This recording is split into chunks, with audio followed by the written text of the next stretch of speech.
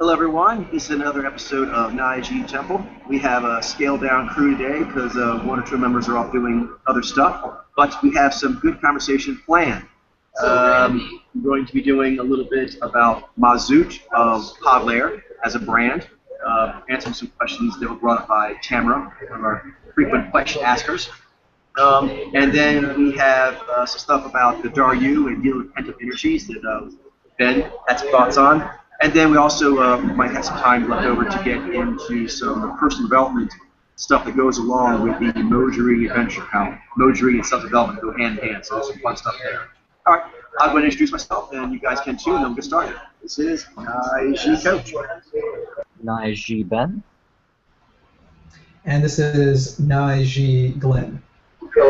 Awesome. Okay, so I'll go ahead and bring up the email. Where is it? Okay, here we go. All right, so thank you, Coach Glenn and Ben, for taking the time and energy to address the question. We're talking about, I think, double Naiji in a relationship versus Najez. Whether or not it applies specifically will surely be helpful to those whose mojo have been confirmed. And then she was saying, so what Ben said, she's clarifying that it's not arrogance that holds her back from uploading the video. So, you know, that could be true. It could be, you know, any kind of things of fear of, you know, reprisal in the environment, technology issues, you know, whatever. So there are different things. But it is something that should be gotten past if possible. But, you know, arrogance doesn't necessarily have to be the reason why. But it is... So wait, what did she say exactly? I think I may have missed that. She was saying that she was giving a little pushback on us saying that she was arrogant in not putting up the video. And so we weren't saying automatically that it's arrogance, because there are other, you know, extenuating circumstances that could cause a person not be able to put the video. However, this gets into kind of like the code of conduct of this, because we're talking about Mazoot.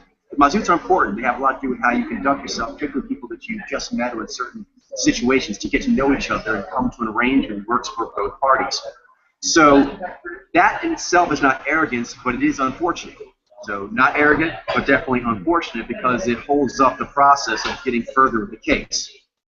Now, where arrogance does come in... Did we directly say that was arrogant? Like, what did we actually say? Like, I think you may have mentioned, and I think Glenn and I were you know, agreeing with you that there could be an arrogance to not having the video on. And so when you said that, I don't know if you said it directly, but I think it was I'm not sure I said arrogance. I'm not sure if I used that word. I may have said something else. I don't know if it was related to it. I don't remember saying that. Maybe I did. I don't know.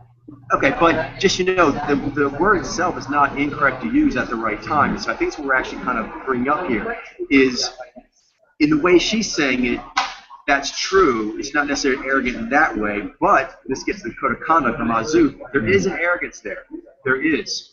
And so for her, I hope she can see this, is that's like saying it's not arrogant to not put forward your bug specimen collection in the, you know, student square.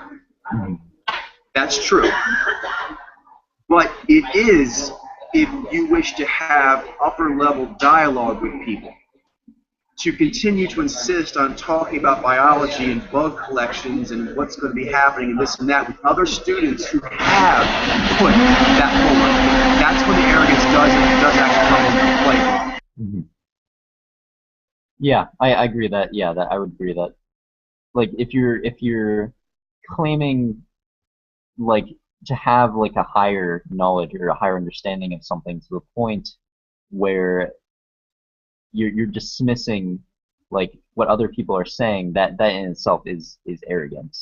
If you don't want to put forward a video, you don't have to. But like, if you're claiming to have like a higher knowledge that like oh, this person is like if you're claiming to be like an IG, like, and there's no evidence to anyone that you're an IG, that is arrogant.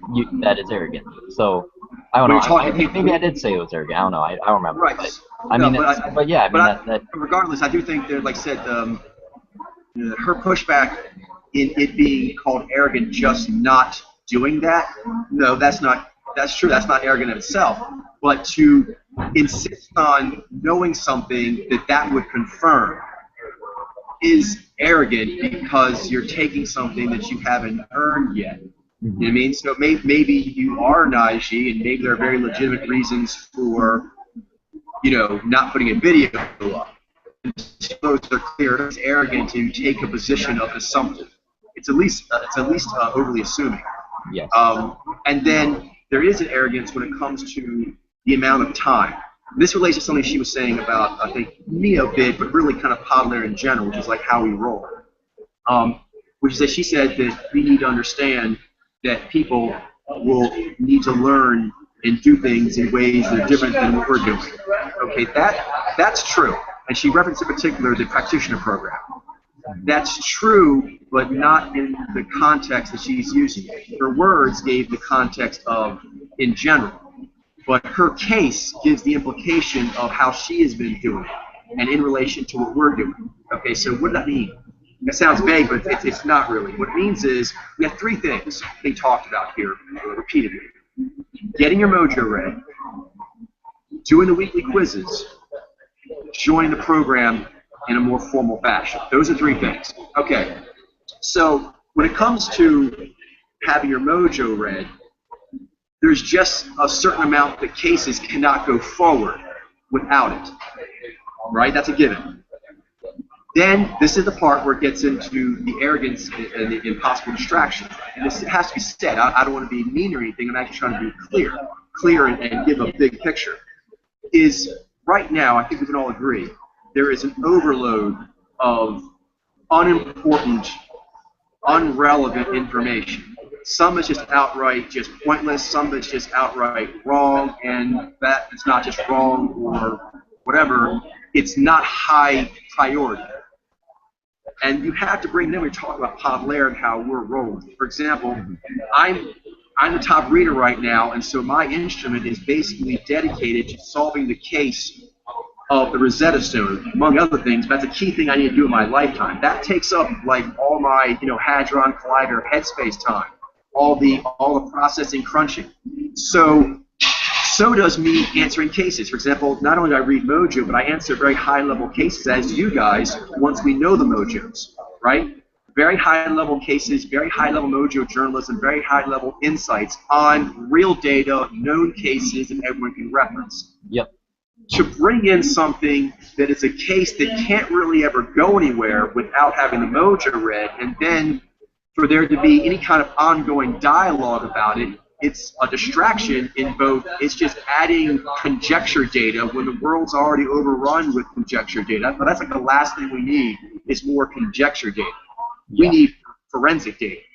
And we have it. So actually engaging with people who don't want to engage in a forensic data discussion is just, it's distracting and takes away from what you'd be doing with your process or otherwise. Okay. Then we go to the next one, which is the weekly quizzes. This is another one, too, which is I understand that a lot of people are going to want to learn Mojo in their own way, in their own time. I also understand a lot of people are going to have sensitive egos about what their score is. And I allow that. Nexi wants me to allow that, and to let people study Podlair with never coming and mentioning their name to us. We never know what their name is. And so just so Tamara understands, the plan is to have millions and billions of people doing Podlair at every degree of doing something it can be done. Full spectrum. All right, but with that said, there's the team that's doing the lead practice. And for anyone who's going to be on the team, that's like your target shooting team. And so if you're going to be talking on a chat room, you guys been in chat rooms or YouTube chat things, whatever, at some point when you start talking about, oh, I've got this, kung fu move, or oh, I can do this and that, show video.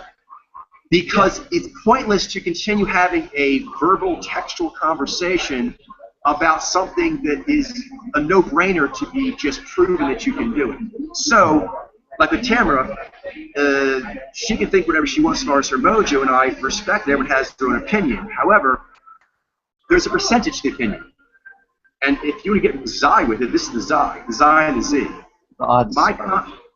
My confidence in a person's opinion of what their Mojo is or someone else, and correct me where my logic's wrong here, is exactly to the percentage of what they can score in weekly quizzes. How else would you evaluate how accurate? You know what I mean? It's kind of like And if someone says, it's actually even lower because the likelihood, like getting your own, like right? guessing you're gonna be more biased about yourself than you are about Agreed. Agreed. some random sample, you know. I agree, but to even to just give like a starting place to have negotiations, Mm-hmm. you have to have some kind of firm quantity if you want to be treated as if you are presenting anything firm. Mm-hmm. Do you know what I mean? If someone says these pictures are evidence of such and such, okay, well, when were these taken? With what camera? What's the resolution? I mean, that you can't proceed in a case without that. So Yeah. first, know your own mojo. We can't proceed in your case. But then it expands to the weekly quizzes. Your opinions or anyone's opinions on what other people are, what's going on in the media, Nige, you're doing this, or Nige, you're doing that in your community, based on what? The easiest way to come with an idea of how accurate you are about what you think you're seeing in your philosophy class or what you think you're seeing in your dating circles is what your mojo reading accuracy is. And that's arrogant. It's arrogant to actually discuss something that clearly implies your mojo reading accuracy and not provide your accuracy. Do you mean? Yeah. So on Yeah, our yeah. end, I understand if a person doesn't want to play. Okay, but then don't play like you're playing. That's the G. That's G code of conduct right there. So this person's an IG. Their G should definitely recognize that, okay, that's like saying you can't tell people what to do in their own home. Yeah, but this isn't your own home. This is a campus. And specifically, it's a campus training and elite competition demo team. So if you want to train with those people, interact with those people, then you have to do something commensurate. Okay, this brings up another element. It's not, improper ego on my part. It's the truth. She was saying about how I'm having people do what I would do, like collaging and whatnot. And it's not have to. I'm going to use some ego here. It's get to. Very important, 451. Not have to, get to. If someone actually can split atoms, and no one else can do it at that level, and then they give you a tech manual on how to crack atoms, do you say, I don't have to do that? Well, do you want to crack atoms when you couldn't? Then only one person has any methodology that is ever. That's arrogant. You're going to actually push back on how I'm training you to do a feat that only I and other people I've trained can do. That's just silly. So, again, if you want to push back on me, there's a very natural way to do that. Kick ass on the weekly quizzes and do it your own way. I'm cool with that. Nexi's cool with that. If you can actually bust out 50%, 60%, 70, 80, 90%, please do. That will help Podler, it'll help the world, so I'm all for that. Yeah, and I so totally want that. And so in the process of you doing that, you invent new ways of learning mojo reading. But currently, I'm the one who's trained myself to 100% and trained other people to be over 30, over 40, over 60. So what other alternative method are you providing? And as soon as you say that, you're like, I go my own way, or I do my own thing. Okay, but then what are your results, and how can you say the weekly quiz on universal pop culture samples is not the way to determine how your method's working? Because I expect them to do it different in Japan, different in Portugal, different in Australia. You know what I mean? I expect that. I expect Nijai to do it different, Jinai to do it different. But in the end of the day, how do we know if the rubber hit the road? Mojo reading scores. Mojo reading scores on unread samples, and that's the only way to verify if any new novel method you've thought of works. And if you do think of a novel new method that gets you above 75% or whatever, or 50%, I want to hear it. So it's not that, for me, I took a little offense to that in that it was implying that I don't want to hear other things. That's not true. But I don't want to hear anything that isn't scoring. I'm already a world record breaker, and I'm training other world record breakers. So it's a waste of my time to hear about any methodology that can't put numbers on the board. That's just silly. Why would you do that? Yeah. No one who's elite does we that. already That's just canvassed. stupid. Especially from what we already canvassed from typologies and stuff, and what they're actually capable of. They're not capable of anything, really. I mean, as far as what we do. Exactly. Yeah, they're actually I canvass professionals and saw their game, and it's nothing. So Yeah. you need to be better than them, and you'd be new, you'd be unique, and I'm cool with that. But you'd have to prove it. I'm not taking that on your word. Only a fool would take that on someone's word. All right. And you need to So- show results. What's that? you need to show results. You need the empiricism there. It needs to be there. Yep. You need to show that you can do something by doing it. Exactly. But with that said, Nexi wants this to be stated. It's very important to her and to me. I'm open to a plethora of ways of actually learning Mojri that I never thought of in my wildest dreams. I know they're out there. That's why I want temples. I want think tanks. That's why I want every mojo doing it, not just Naiji, to get that information. But it only counts if you score. Your new technique to shoot the Uzi better only counts if the Uzi shoots better. I mean, it's pretty simple logic. Yeah, I mean, I totally share your... I'm not reading emails upon emails about your Uzi shooting technique if you can't show me how you shot an Uzi well. It's just silly. Yeah. Okay, third part of that, and I say this for Tamara's benefit because I think she's a good person. She's actually trying. But I'm doing the Naiji thing, which is laying out the code of conduct of what you have stated are your own higher intentions. That's Naiji playground. You say what your higher intentions are, and then my Nai will figure out what the code of conduct that be. And I have the right, since we're talking about feats that I've already accomplished. That's just basic mentoring.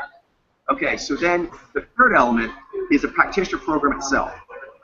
Okay, again, no one has to do the practitioner program, and that's not something that I require people to say that they are practicing Pod Layer. You can be practicing Pod Layer without leveling up. However, two things. One, I myself am a badass, and this is the way I train myself, so I would heavily take that under advisement. Anytime a world champion tells you about how they train, I would seriously write that shit down. Okay, doesn't mean I have to do it exactly like that, but that is beyond relevant. Okay, the other thing is, it's a question of what the program is for. And I've always been very clear about this, but I'll say it again, I'll keep saying it. What I need, what Pod Layer needs, and what this planet needs, there is no wiggle on this. It needs the Mojo phenomenon to be proven beyond a shadow of doubt in a way that captures the public's attention. Period. There's no other way around doing this. And so what do I need for that? I am open to millions and billions of people doing Pod Layer and Mojo in whatever way, fashion they see fit, as long as they're trying to be heroic and growing. However, what I need? 200. That number has not changed. I need 200 people that can get over 75%. So the practitioner program is actually designed for people who want to help me save the world. And in the process, make themselves, a heroic badass. But if they want to go their own route, that's fine. But again, let's get back to Mojo reading. But it goes the other tracks as well. If you're going to be talking to me, right now, there's few people that are involved with Pod Layer, so I have the time to do that. But I'm still very busy with other things. As more people come in, I'm going to be more busy, and people are going to not hear from me, and they're going to get upset and want my time, want my wisdom. And I'm going to tell the same story I've been telling from the beginning. Help me save the world. And this practitioner program is how you do it. Because how am I going to save the world if you actually can't articulate well? Maybe you think you know the theory well enough in your head. Well, I'm a badass, and I've used my stuff in every kind of situation you can think of, and I know you have to train. You got to train your reading, you got to train your voice, you got to train your courage to be able to be summoned on command. Now, why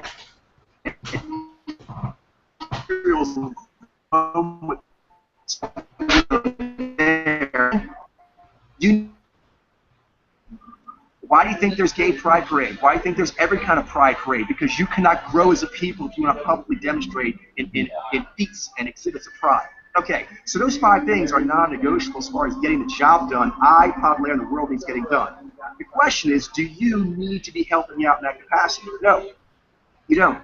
Just like people coming on and say the Naiji Temple. There's be tons of Naiji that are studying Naiji Temple that we never know of. We never hear their name. There'll be a bunch more that we talk to them through, text stuff on forums. We never see their face. And there'll be more that we see their face and we know their videos, we have that kind of understanding, but they don't do the practitioner program kind of stuff to be on the demo team. I mean, that's just the way it works. So this is the way that actually gangs are done, religious groups are done, and top corporations and top campuses. Every major organization does the same way. You have a thing that can support a wide range of demographics, but then you need to have something that makes you outstanding. You have to be outstanding and have a team that shows that, and you tell other people, don't go to that school, that way of thought, that belief system, you come here. Why? Because you could be like these people. And when you say those people, you need to pull out a whole stage of fat asses. That's just how it's done. And anyone who thinks differently just does not know how a new, better movement comes in and actually becomes the new way everyone's doing. Can't do it without those elements. So what she's talking about actually to me sounds like shy in a way, which is coming at a very personal, individualistic way of approaching Podlair. But I, as an IG, the leader of Podlair, you guys as an IG, and in the demo team, lead team, you're actually the prototyping pioneers. You know what I mean? We call it test piloting. We're like test piloting all this stuff out here. So it would be foolish to do that untrained. In fact, think about this, guys. The kind of difficulty of doing the Mojering throughout the week, if you were not trained to do it, you would break down. You get broken down every week like a good workout. If you are not in great metaphysical shape and you are on that every day, you would not have the vigor. You would not have a life force. You need to actually keep doing the work you would lose your confidence. You lose your Yep, just would have it. So, in general, Podlair needs to do this for saving everyone. So this is the team that needs to do it, and this is how you have to train that team. But then, even for a person who wants to be individualistic, and I respect that, but Nexi chimes in with her Z and Vi on this. There is the issue that I'm the best reader, and these are things I found to be essential in getting better. There came a point my spirits clearly told me that I cannot keep getting better if I don't adjust my living arrangements. That's like getting your apparatus, like getting a telescope. You got to get this stuff up on a clear mountaintop so you can see the stars. Yeah. Doesn't matter how good the telescope is, you don't have the right location, you just cannot see for nothing. Okay, next, voicing. I've noticed that the more I'm able to proudly speak truth, the more I can see it. The more I'm shy about speaking truth, the more cloudy I am at seeing it. That's just how it works. All of it. Being able to take what I believe and put it into an artifact form, to be able to conceptualize and create it, helps me understand reading better. And again, it's the pride. The pride in doing that, and it's real. Because when you're reading Mojo, it's so unprecedented that you have to fight the feeling of like, is this completely in my head? Because this seems so incredible. So when you do things like thousands of collage samples, when you do things like voicing beats like a bard does, when you actually do things like go out in public and approach strangers, you are saying to yourself and your higher spirits, this is real. Why else would I be speaking like this? Why else would I be brave like this? Why would I invest my time in making media stuff if it was not important? And when you actually say it's important, you read better. It's hard to read when you don't think it's that important. And this is where Nige excel is particularly get like certain tacit or very extraordinary things that Nige excel at being able to note they exist at all and then knock them out of the park. You've got to want it. You've got to want it real bad, and then as a part of that, you've got to figure out what code of conduct does it take to actually get it. Which, by the way, a lot of stuff you were talking about, Glenn, I'd be happy to get to later. You've got to do that. If you don't do it as an overall life practice, you can't isolate Mojo reading from how you conduct yourself in a general conversation, like making points without any data. That's a problem. If you try to make points without data as a general conversation tool, you're going to have problems with Mojo reading. You know why? Mojo reading is raw, undiluted truth right down your throat. If you cannot discourse in a truthful, logically consistent manner on a regular basis, that's going to affect Mojo reading. It just will. Mojo reading, I'm sure you guys felt this. It's scary. There's a fear to will it rock my world, or will I try and think I'm right and then I realize I'm wrong and I feel stupid? That takes a lot of bravery. Oh, yeah. So if you're not brave enough to go talk to strangers on the street about what you believe in, then your bravery is what you get. Get what you get. If you want more, I'm telling you, bravery affects your reading. Kind of like a role-playing game, you up certain stats, it increases your combat or thieving or acrobat abilities or whatever. If you guys have done this, you know for a fact it requires bravery. It does. There's a bravery you need to do on every one. So just like doing grappling, once you realize, oh, grappling requires a lot of cardio, maybe I should run some laps. You mean if a coach says you should maybe do some cardio, you don't tell me what to do. Okay, do what you want. But I better not see you huffing and puffing on the mat then. Now should I? Yeah. Yeah, I mean, there's different ways you can do certain things, but you gotta actually be engaging in that activity to grow yourself in that way, so that you're capable of doing it. Yeah, you need to meet the prerequisites in some capacity. Yeah, It yeah. doesn't really matter how you do Some it. way. Yeah. And typically the coach usually knows the most efficient, the most best way to do it. And the person might be like they don't want to do it that way because they have their own kind of thing that they want to try and do. And that's fine as long Maybe as it's better, maybe it's not. But you Like got I to said, do something. usually they have two things. One is that a good coach actually wants star players that actually do new things with the game. They'll then make that a regular part of the regimen. So it should go both ways. But then also, if and there are people, by the way, Najee are often these people. I don't want to do the regular practice. Okay, well then go toss cavers or swim the English Channel or do meditation or whatever it is you want. When you get in the field, it's like weekly quizzes, perform. You know what I mean? That there's no way around. Like you were saying, like you can run a 40-yard dash. You can actually bench press something. You can do cardio, but there are things related to your sport or the activity that you want to get good at, and you should want to improve that. Yeah, you can lift. You can lift. What do you call it? Barbells, or you can lift boulders. It doesn't really make a difference as long as you're. Yeah. As long as you're moving Yeah. some. Yeah. Exactly. And then, like I said, and I know this is badass because I've done these kinds of things in many arenas where I need to excel. There's certain kind of ways of doing it that just work, and they have effects on the environment and other people. One of those is that when you are doing something that actually works, other people can imitate it. They can imitate an actual thing. That's why you have to know if someone can clear the bar or not. You know the Xi bar, if you can't clear the bar, then why should my G want to discourse with you or emulate what you're doing anyway if you can't clear a bar? It just doesn't make any sense. And then when you start talking about like stats, one thing I've noticed a lot of people try to push back with me on, and I think they're making an argument, all they do to me is show how weak they are, is when you're talking about reading people and a case that spans the entire human condition, how is collaging not relevant? I know a lot of people balk about it because it's a lot of like data inhaling and getting stuck into your head like learning a new language. Yes, but isn't that the language you want to learn? No one has yet given me any salient argument to not do collaging and these other things other than it seems like it's hard work and my ego can't take the hit. That seems to, they give other reasons, but for doing Q notation, collaging, and the weekly quizzes, I've not heard one good reason why you wouldn't do that, and why it's not super relevant to the case. For example, how else are you going to teach, because everyone wants to know how would you teach computers to emoji read and take this to the next level. How would you do that without a database of samples for the computer to cross-contextualize? Mm-hmm. So if the computer needs it, why doesn't a biocomputer need it? And again, no one has yet pushed back with anything that sounds like anything to me but whining. Whining and fragile ego. Which again, you should get rid of right away because you've all done emoji reading. That will not serve you. Being lazy and having fragile ego, that's just going to make sparring really unfun. So yeah. you decide. And then you decide to actually learn. Exactly. So to me, the collaging helps because I know, for example, like if you do a hard sport and you have to like roll, if you have better flexibility, better cardio, better strength, it makes it more fun. And you won't get good at it if it's not fun because it's going to suck so bad you're going to quit. Totally. You're going to quit.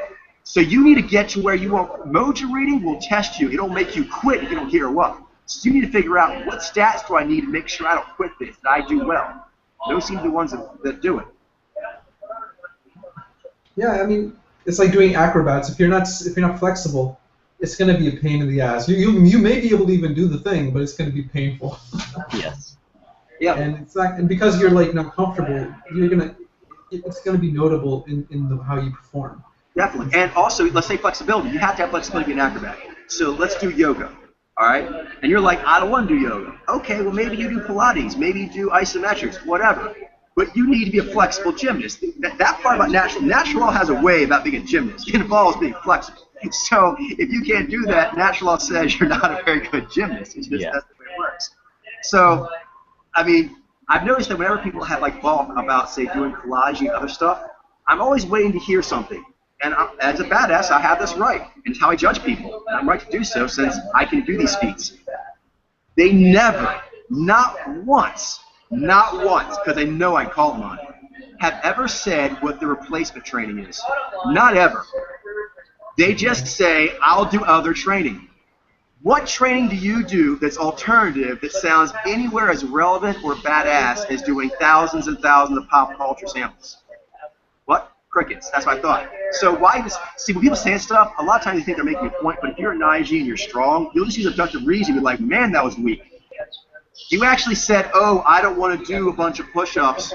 I do my own thing. And then you don't say what your own thing is, and your body doesn't look like this shape at all. So like, okay, I mean, what are we talking about? I mean, like, other I mean, what? I guess, okay, they could, like, look at, like, samples in the database video footage. They could, I mean, like, that's technically training, but it's, I don't know.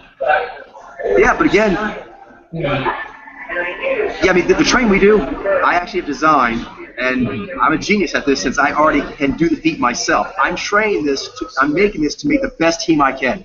To coach the absolute badasses. So again, if new techniques come along, if you guys invent whatever, I want them because I want the team. Because when people start realizing about Mojo, they're all going to run off and take it and then try to actually add, Mojo plus homophobia or anything else stupid. So we have to make sure that we absolutely school them on this phenomenon. So that's why I'm training that way. So we don't have people who are half-hearted or doing things toxically that anyway can actually best us. So that's very important.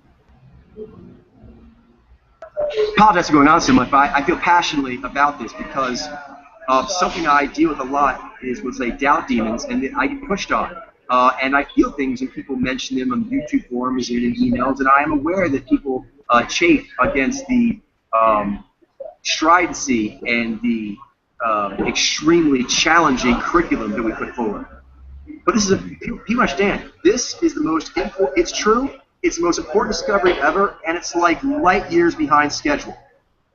So with that in mind, I mean, we need to be basically thinking like a superhero team. We need to make a superhero team to actually change this game. We need a game-changing demo team. Because otherwise, we're just going to stay in the world we already have. Yeah. We certainly have our work cut out for us. Indeed. But this is part of Naiji. I would talk this because we're going to get a lot of pushback. And one thing that is especially hard is to make sure that you can do it for the tribe is people are generally, when you approach sensitive, controversial stuff, which is what Naiji specializes in, and Podlair has nothing but that to offer in the first iteration of its product. People almost always ask questions and give pushback that is not actually the question of pushback that's on their mind. For example, most people, when they look at what we're doing, this is a fact, they just get queasy with how arduous it is. I know, like people walked to my dojo. They saw us rolling and sweating, and they're like, holy crap, and they left. And they said, oh, I'm not sure if this is right for me or whatever. Maybe it was that grappling is not your thing, and maybe we'll do striking, but most of the time, it's they saw the sweat. They saw the sweat, and they saw what it took, and they're like, this isn't for me. Well, then fighting's not for you, because if you're not willing to deal with physical adversity, then this is not the game for you. So same with Mojo reading. If you're not up for metaphysical discomfiture, seriously, just stay on the sidelines. Yeah. Stay on the sidelines and wait for the computers to do it for you. Yeah, because you'll never get it done on your own. Not for that week. It's sad to say that to someone, but, because you want people to be part of it. I do. But, if they're not willing to do what needs to be done, then it's just a natural, Zai check kind of thing. You just got to make that call. Because from what I've seen, minimum, it seems minimum for people to see the phenomenon. They need to see about 1,000 collage samples and have those collage samples have a lot of people that they watch in TV and such, so that they just are seeing it all the time. And then it takes a few months. So 1,000 samples, including a bunch of people from shows you watch all the time, and then it goes in there. If you're not doing that, you're not doing it. And then that's like the first level, to just see it. But then you guys know, you always think you see more than you do, because seeing samples that you've been told what they are is way easier than pouring out a raw hardware sample. Yes. Yeah. And there's also the challenge of, like, you think you're crazy or you think you're not seeing what you actually are, which is where the confidence comes in. You have to be confident you actually know what you're doing, or you're like having or the conflict. You won't be able to resolve the conflicts going inside your head about, oh, what if I'm seeing this, or what if I'm seeing this. it'll confuse you and it won't make sense otherwise. You won't have the clarity you need to get the right answer. Word. Definitely. So we don't have to spend any more time on it. I just did want to clear that up because what she brought up is something I heard repeatedly, and I just want to address it. So I'll end now with a recap. Actually, 4 things. There's 3 things, and then the 4th is the pushback we tend to get. Okay, first is having your mojo read. This is a media age, and if you're contacting us via internet, which everyone is, there's just no reason not to do it. And even, it's just saying a lot. I'm talking if you live in a dangerous place. And I'm talking about people's lives here. But this is like actually coming out as gay. And you're like, but you could risk the environment around you becoming violently hostile. I think most people who are proudly in that movement will tell you that's not a reason not to do it. It's a reason to find a better place to live. It's a reason to get stronger. It's a reason to find better friends to live with and make your family. You know what I'm saying? But you can't not do that. So if you are saying, this is key, everyone presents themselves as their seekers. Prove it. And you will need to use effort and put yourself, get ready for the word, at risk. Your ego and your safety will be put at risk. That's just the way it is. For example, as Padre gets more and more put out there, it's going to upset more and more people. So anyone who wants to actually push this forward, it's going to upset them. Now, maybe other people don't do that all the way, but on yourself, you have to say what you are, and you have to know what it is. So if you avoid that, you've basically just punked out of being a seeker. You did. I'm sorry, and that's a very high standard. I'm going hardcore humanist on this. Send it in some sort of strange zip file. Send it in any. There's lots. This is key. That's number 2. When people say they can't upload it, they say that it's not ego.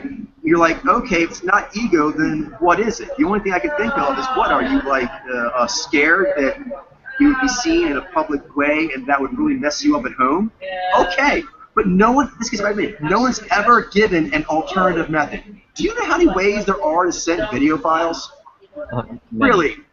Okay, so that's not the reason. It's not the reason. So a person could actually send it straight to Podlair and never actually went anywhere publicly on the internet. So no one's even tried that. They just say they can't do it for vague, mysterious reasons. Okay, I'm telling you what the vague, mysterious reason is. You have a self-conception that you want to hold on to, and you've got to drop that in order to be a true seeker. As a true seeker, you have to drop every day. I drop what I thought I knew and pick up what I actually know today, which is always bigger and different than I thought it was yesterday. So if you can't do that, you're just not a seeker. And you just have to say to yourself, at this time, I am not brave enough to be a seeker. Say it to yourself. Go in the mirror, go in your mind's eye. Seriously, I've had these talks with people, and they're like, I don't know if I can keep training. Ask yourself if you want to know how to do something. Yes. Okay. How much? Because we're going to make a 4951 measurement here about how difficult and uncomfortable it is versus how much you want it. And you've got to want it more than it hurts, more than it's dangerous, more than it costs you. It's just simple math, period. Okay? And so anyone talking to us, they're saying they're seekers, and a seeker about a very particular thing. A mojo configuration that is a phenomenon that can be read in a specific way. All right, number 2, weekly quizzes. I'm open to people doing it in their own time. In fact, I actually think probably there are people out there doing the quizzes. They're too embarrassed of their scores. They're only going to chime in later when their scores are higher. I'm cool with that. But I'm not really up for lengthy conversations about what's going on with you until that happens. So do the weekly quizzes and be on the team. Then you're my student. I'll teach you a course. Or you're doing your own thing. Okay, then do your own thing and come to me, a fellow practitioner, when you've achieved something. That just makes sense, you know what I mean? So join my research team or come to me when your research has made something. You've done an experiment that actually has something like, oh, okay, that's relevant. And then 3rd, the practitioner program. No, not everyone has to join. It's an honor, it's a privilege, and an absolute necessity to save the world. So save yourself, yeah, you can just do you.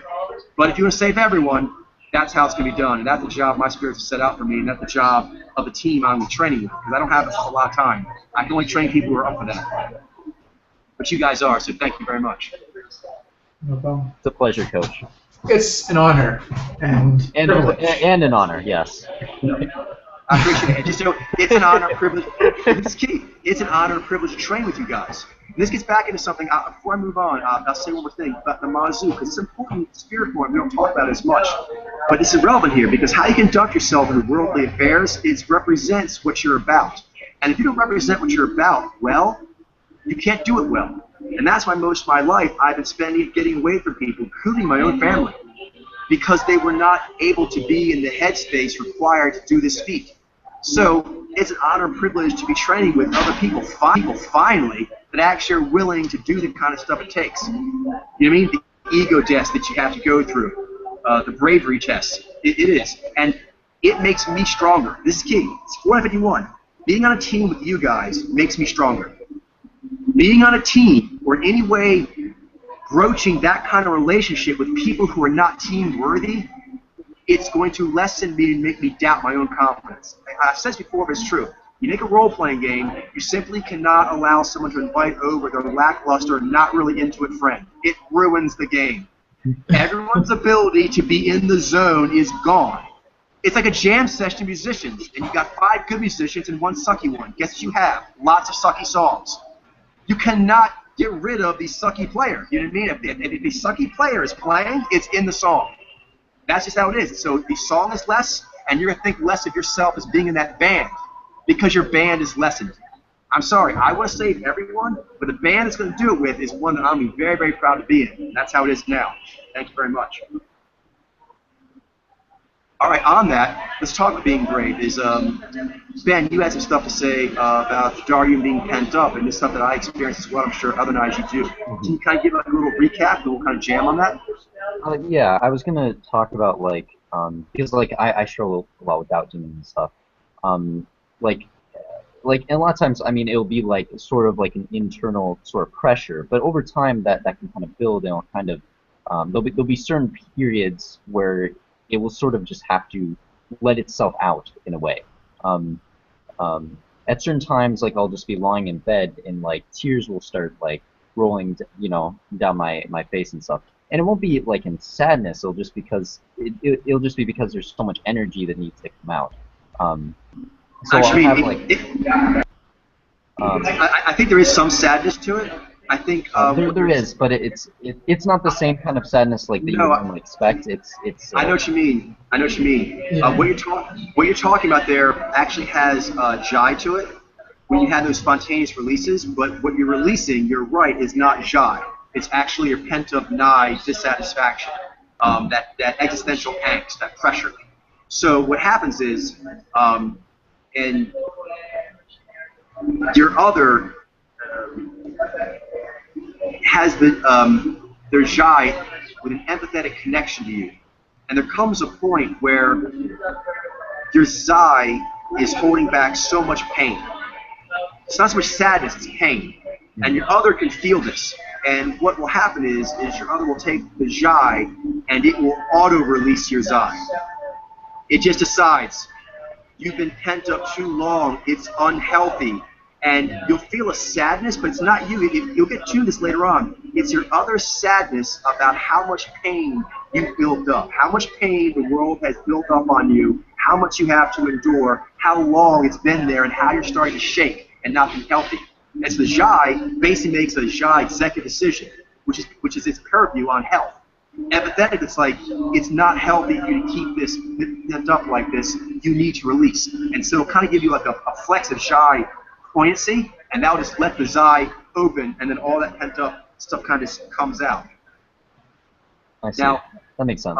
And then also you mentioned the rages, ranting or things like that. Yeah, like certain times you'll get kind of like, I guess you'll get a lot of like rage at a really small thing. Like certain things will just kind of set your rage off. Like you'll become more sensitive, like really sensitive to certain things. Definitely. On that, that's actually a really interesting point that you mentioned that I think you've mentioned in the past that you don't do a lot with watching media other than for mojoing purposes, right? You don't watch a lot of shows and things like this. Yes. Although recently, I'm like 7 episodes into Gotham, for example. So Nice. I'm starting to get into it now, so. Excellent. I really want you to continue with that. And there's another level I'd like to add to you, because I get some spirit forming here, because we talk mode reading a lot, but a lot of what we do is spirit forming. The spirit forming helps mode reading and everything else. When it comes to spirit forming, which we're talking about that releasing that pressure from the Daru, is you can exercise it more often. And the way that that works is through often TV, movies, music, and so forth. And I find that I get both those reactions you're talking about. The kind of releasing of tears, of just kind of recognizing the amount of pain I'm in. I mean, it's more like pain tears than sadness tears for Nigel. But it is the other. Often, if you don't release them on your own, sometimes the Jai will flex you, give you a pointy flex to make you release.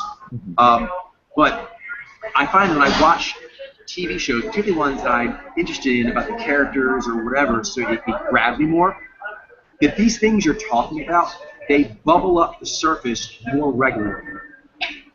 And you can steer them to some degree. Like I could feel sometimes that I have an anger in me, just a pressure. Not you know what I'm talking about. It's just like it's in you, and you're not even quite sure what it's about. You just feel foul. You feel funky. You feel surly. And you can tell there's something kind of bothering you, but you don't really know what it is. Now, over time, what you can do is you can kind of just start sounding out loud to your spirits and go right into asking them and finding out how it's done, kind of asking your spirits rhetorical questions, kind of hear what they say back and go from there. That's advanced. To build up to there, which is something I did most of my life, growing up instinctually as a practice, is watching different shows or certain songs. It would make that thing climax. Almost like it was like an anger orgasm I could feel was in me, and I had to tease it out. And it sounds weird, but that's really, and artistically, I knew that if I had certain anger in me, if I watched things that had scenes with anger in them, there's going to be that in the movie, it would trigger me. And this is something that often happened where I would start by getting into the anger of the scene. For example, like the hero was angry, I would take on the role of the hero and expand on the anger he was or she was demonstrating in the scene on my own. I'll kind of continue, they ranted on that villain for 2 minutes, but they needed 20 minutes, so I add the extra 18 minutes on. Also, though, if a person I don't like uses anger a certain way, I will correct their use of anger. And that starts me in a monologue, again, talking about using anger heroically. Not that I'm speaking about anger. I might not even use the word anger. I just simply use it. I use anger to make my point from the scene in the movie. And it's a very interesting phenomenon, and this is the bridge that takes you to that more advanced practice, is that if you keep doing it, you'll find that it will jump. I think your other might be helping with that with their knee, but in order for them to teleport you, your dragon's got to be in the air. And so what'll happen is I'll be watching Gotham, and let's say, for example, a silly one, but I don't know if you saw this yet, spoiler alert, I won't tell you all that happens except for this much, is Bruce Wayne gets bullied in school at one point. I'll leave the rest out there so no spoilers, but the point is, obviously, you know what I mean, when I was growing up, I dealt with a lot of bullying. It was one of the reasons that I got so formidable at so many different things, because I didn't enjoy that. So when that motif came up, my anger towards that sort of just came in. I sort of took on the role, and I started imagining I was Bruce Wayne, or I was just a boy like that, and now I'm meeting these boys 20 years later in a bar or whatever, and things go very, very different. And I'm talking and I'm imagining and so on and so forth. But then it jumps. I start talking about how they're stupid, how they're weak, how their character is this and that, and when I do, I hit on a character flaw or a motif, and it jumps. I start saying it to someone else. My dad. People I've met out in the field. People who have said stupid stuff to us in Pod Lair. And it's weird. I started just being provoked to anger by an angry scene, and I contributed to that. And then as I take over the scene, my spirits then start taking over where I take the scene. Very, very cool.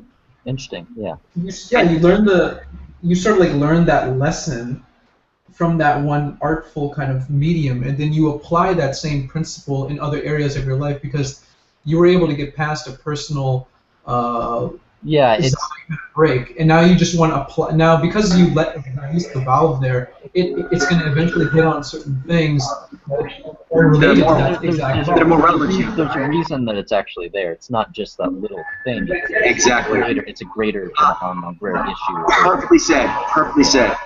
That's a perfect thing. And the thing is, Ben, often it's so traumatic to you in some way, and or so massive, that generally you will not know what it is until you're angry enough, focused enough, worked up enough to see it. This is a point I mentioned before. You need to get into a state of, I do not care what the answer is, just give me the answer. Often when I do this practice at a more advanced level of my spirits, that's what I do. I put my shiny token authority, I'm like, man, I am stressed the F out. The stress I know is coming from the world and your opinion on it, and I'm getting crunched. Explain it to me. And often I say this. That's a ritual. I know in the past I've been too weak. That's why this pressure is here, but not the answer. The answer to the pressure will come if I'm strong enough to look at it. So a lot of times you can take the discomfiture and like, okay, I am tired of being in this state. It sucks. Yeah. It really sucks. And so you get like that state, you're like, and from there you're like, spirits, okay, this is a new person talking to you now. This is a person who is sick of feeling like this. Tell this person the answers. I know you probably tried telling this person the answers before, but I wasn't sick enough of being weak. I've now got fed up. I am fed up with being weak, scared, or whatever. Give me the answers. And then there you go. It happens all the time. And often, even to get going, I still do the practice of the artistic media because sometimes I don't know what direction to go in. And I find that's a really nice way to investigate. Once you start doing this, after you do it for a little bit, start going on your DVR and see what your spirits want to watch. That will tell you a lot. Why? They know. They know. They have an idea. They're masters at abductive reasoning. They have an idea from the title of that movie, the description of that movie, the teaser trailer you saw of that thing. They know what motifs are likely to be in there. That's why they want you to watch it. I see. Make sense? Yeah. So that's why I'm watching Gotham, for example. I love the fact that Batman is portrayed by a Naiji, and I'm kind of enjoying, because this happened to me, where I was forged into an extraordinary instrument of detective work. And so seeing him go through them, it's actually helping me kind of revisit moves I made in life at different stages of my life to be where I am now, and were they correct? Because that comes a lot with Bruce Wayne, where he is challenged by Catgirl, he's challenged by Alfred about, is this healthy? And he pushes back with, I've got to solve this case, and that's true. And there's like a back and forth of his absolute need to solve the case, and what's healthy, what's tenable. Obviously, he wants to push it to the brink. If you're doing the kind of stuff like we're doing, you've got to push as far as you can push it without breaking. But without breaking, it would not be conscionable to not push as far as you could. That's the right thing to do. So I enjoy watching for that reason. I enjoy seeing lots of shows that will stimulate things. And it doesn't have to always be anger. It can also be sadness. Like sometimes I'll notice that they want me to watch motifs about sensitive things. Not necessarily sad, but kind of just gentle, peaceful, childlike.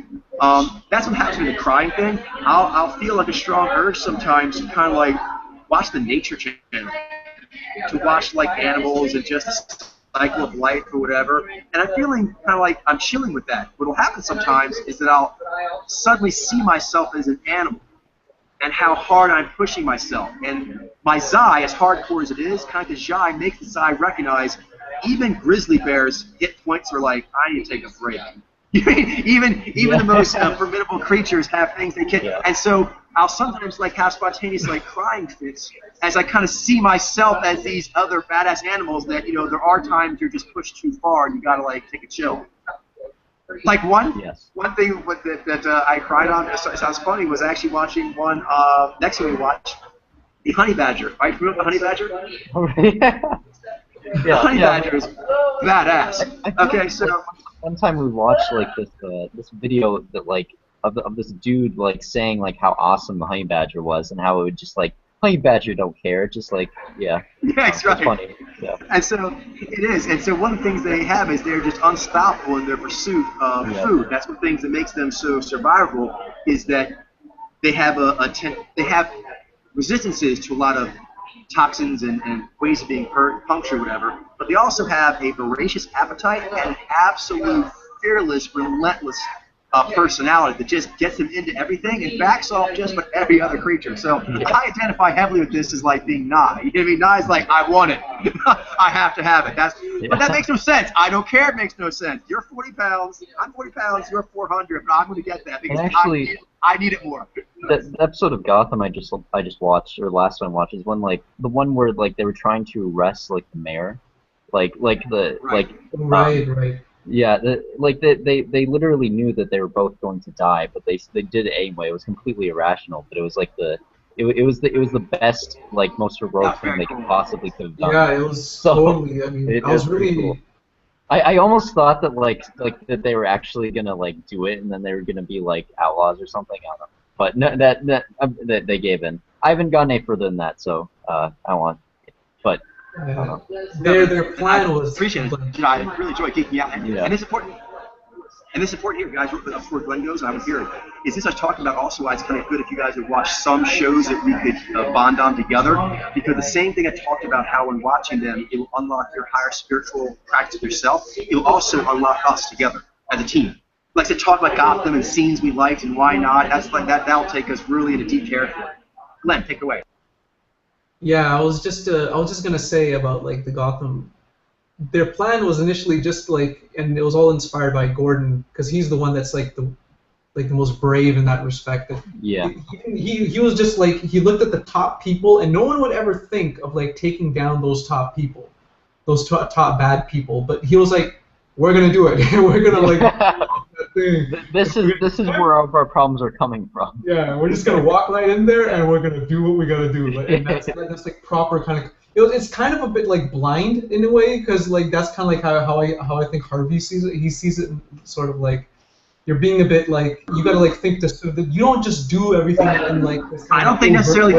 Yeah, Can you see it's blind? I don't necessarily think it's even blind, but Nye definitely gets this a lot because Nye can be extremely, as you know, most observant and wise. But even when it's being observant and wise, it still gets accused of this unreasonable. Not just it's unreasonable. You're like that. That's because that's the. If you come from the highest thing, that's the answer. And people say, but what about this? What if we die? I know. I factor that in, and with all that factored in, this is still the answer.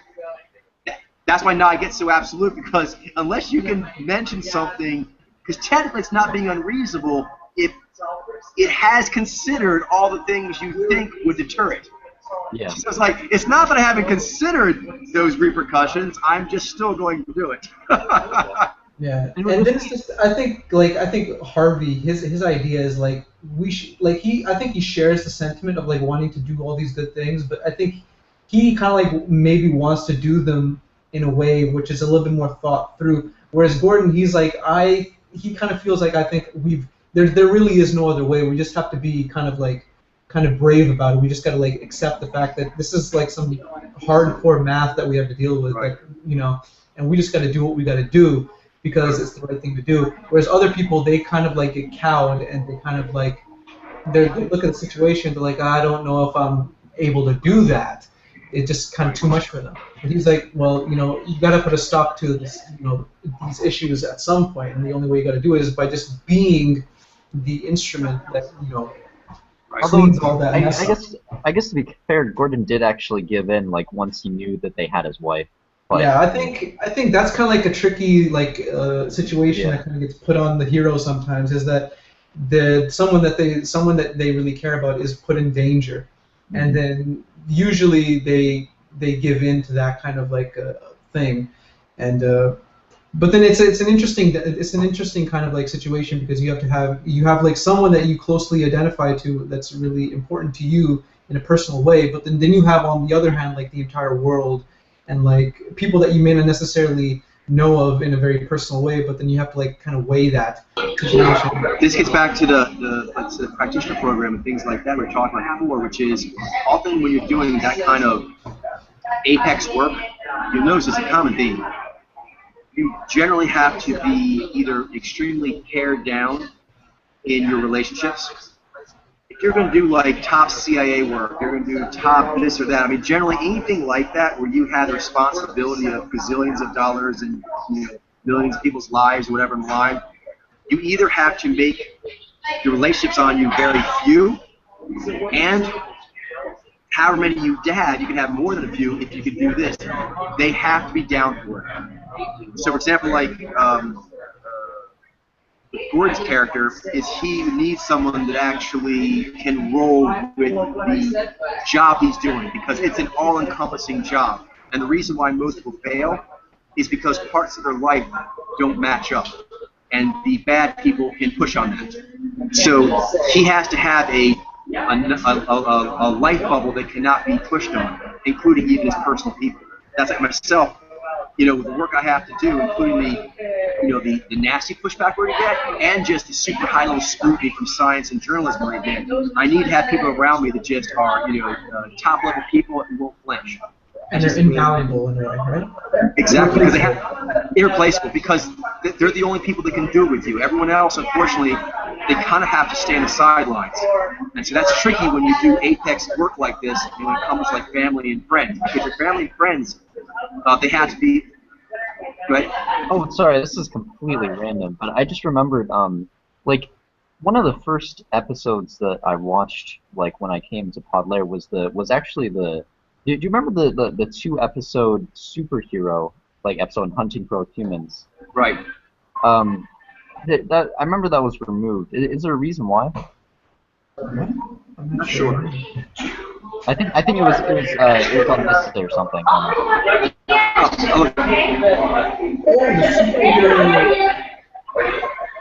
It was called Superhero Part 1, Superhero Part. It just Oh, I think it was a 3-part video, wasn't it? I think it was actually 3-part. Maybe. Well, Right. if you send me an email, I can try to have Charlene look at it, find it, see what's going on. Oh, but going back to what you're saying, Glenn, about the bravery, I do think there's bravery, definitely. But actually, that's getting more to the G, which is very important. And that's a problem that most people have in Gotham. That's why they can't do what Gordon's doing. But actually, the bravery comes from something else, both where the bravery comes from and the necessity of the bravery. And that's purity.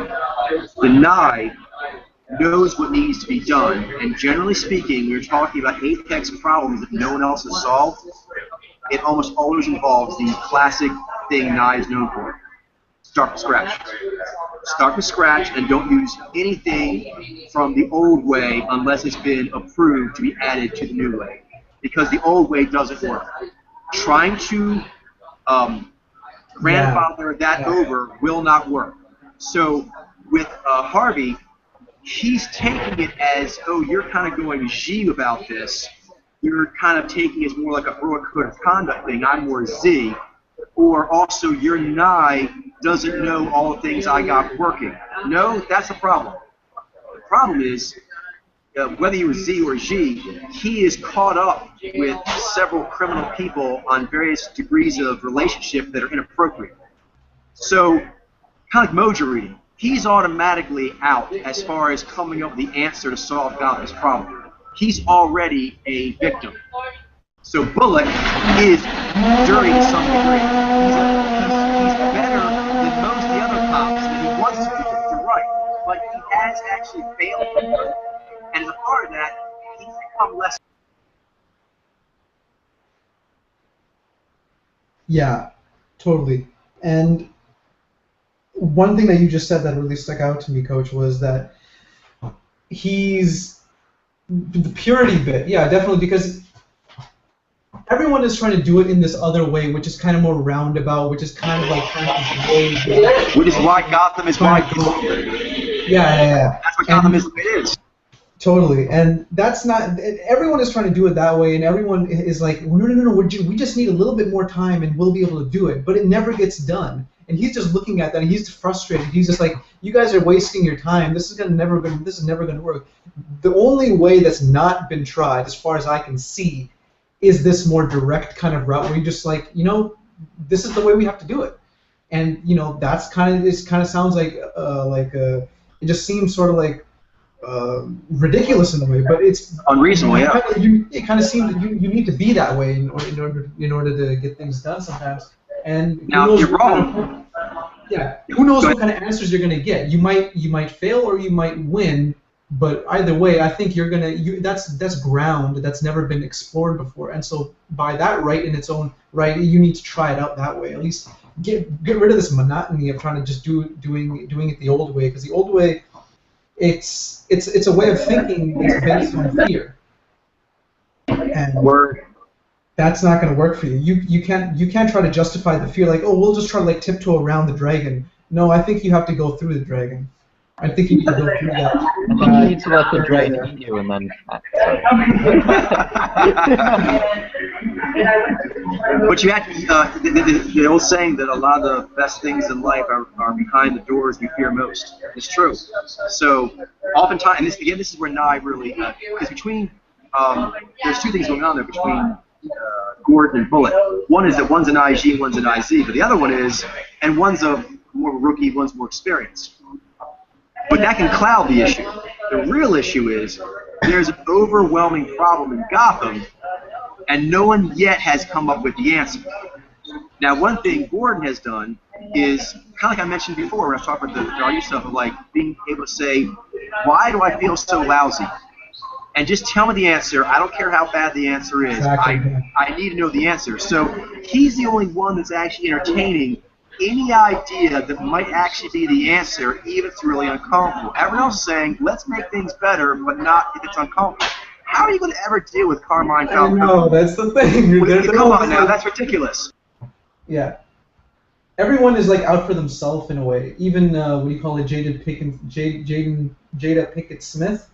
Her character, she's also trying to they're all kind of too focused on themselves in a way, where it's like, I need to kind of make sure I get the thing done, but I kind of save myself also at the same time, and no one else gets hurt. But then you're playing this game where you're not moving anymore, or you're moving, but it's like very, very minuscule movements that are being made in progress. And you're moving in a circle. You're kind of staying in a circle. You're kind of staying in a circle, and the bad people, they're able to make more bolder moves, and they're kind of able to outgrow or outwit you, or kind of like it's like a virus that's able to adapt to the vaccine more quickly than the vaccine is able to cure the virus in a way, and so you're kind of stuck in that situation.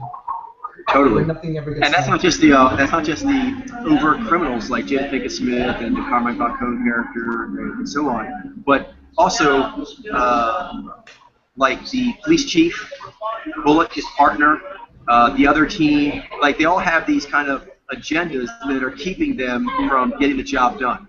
And so, that's what has to be. That's what Nye does. Nye says, what are issues that no one is really saying anything about or noticing?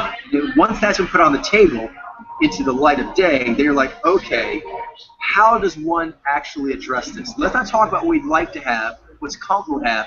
How does one deal with the Carmine Falcone? Because that is the problem we have before us. And if we don't actually come to those terms, then we're just going to stay competing. Totally. Yeah, that's a really great show. It's so complicated. It's not like Game of Thrones in a way, because it's like politics in a way, because you're dealing with the politics on a more smaller scale, but it's still very intense. I've learned quite a few things about how people think and how people that are in a certain position of power can think, and what kind of issues that they have to deal with, and the kind of decisions and mindset they have to have, and they have to make, and stuff. It's very fascinating and interesting to see that. Definitely. Something else I like is that superhero stories often one of the most interesting aspects is the origin story, but usually it's only like the first issue. You know what I mean? Or the first movie, it's all you get. This is kind of interesting because they're going backwards with the characters. It's basically like a super extended origin story. So I really kind of enjoy it from that point because, like I said, one of the things that makes it so fascinating about the origin story is after the origin, Spider-Man's Spider-Man to a large degree. But the origin story tells you how he got to be there. And that often is like the integral ingredients of his unique character. It's entwined in the origin story. Just like Batman's kind of like desire for revenge against injustice. Where does that come from? You know what I mean? And so it actually kind of had even more length and time. Because, for example, you know, when Batman decides to become Batman, that was not in the comic books. It's usually done in one issue, or in the movies, it's the first movie. But that was like years of dedicating himself to living a different kind of life. That's fascinating. Yeah. And I think, Coach, we were going to talk about like Mojo reading a bit. You wanted to discuss. We should move on to that. Move on to that. Before I do, I'll just say real quick, because I didn't get a close on the Honey Badger, is that on that spontaneous crying that happens is actually one thing. Two that I had that from. One is seeing the Honey Badger when he went in and got into a fight with a snake, and then the snake poisoned the snake, but he still killed the snake, and then he lied there, and he had to be out for a while, and he was kind of like just breathing, weren't sure if he was alive or not, but then he wakes back up, and then he gets back up, yeah. And eats a snake. And so at that moment, like, next to Shy, kind of was just sort of like, I don't know, it was kind of like make me feel like I'm the Honey Badger, and sometimes I have to push myself that hard to do it. And I don't know, like, I just felt like a bond, and for some reason my Zai, seeing itself as a Honey Badger, felt okay to cry. Do you mean? Because, like, as a dragon, I can handle a lot of pain. And so, but sometimes you bottle up too much. And so next is kind of like, even Honey Badgers sometimes need to take a knee. You know what I mean? Everyone's got to take a knee sometimes. So there was that one, and then another one is that show Naked and Afraid. And always at some point, because there's not enough water and food, at some point in the 21 days, they just break down. They just break down, and they just lose it. You know what I mean? And even the most heroic. What's that? Even the most heroic of the. Yeah, even the most heroic of them. It's very difficult on your psyche and your mood.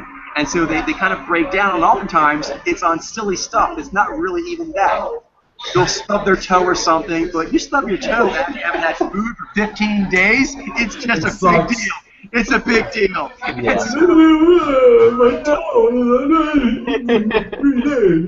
Exactly. Yeah. So next it kind of like shows me that when I do the deep Mojo reading, like sometimes I'll be bawling during the purification process, and so a lot of times she'll kind of show that the purification process is a lot like people go on fasting or these Naked and Afraid episodes, and you just get broken down, and so that's part of the process, and it doesn't mean that you're weak.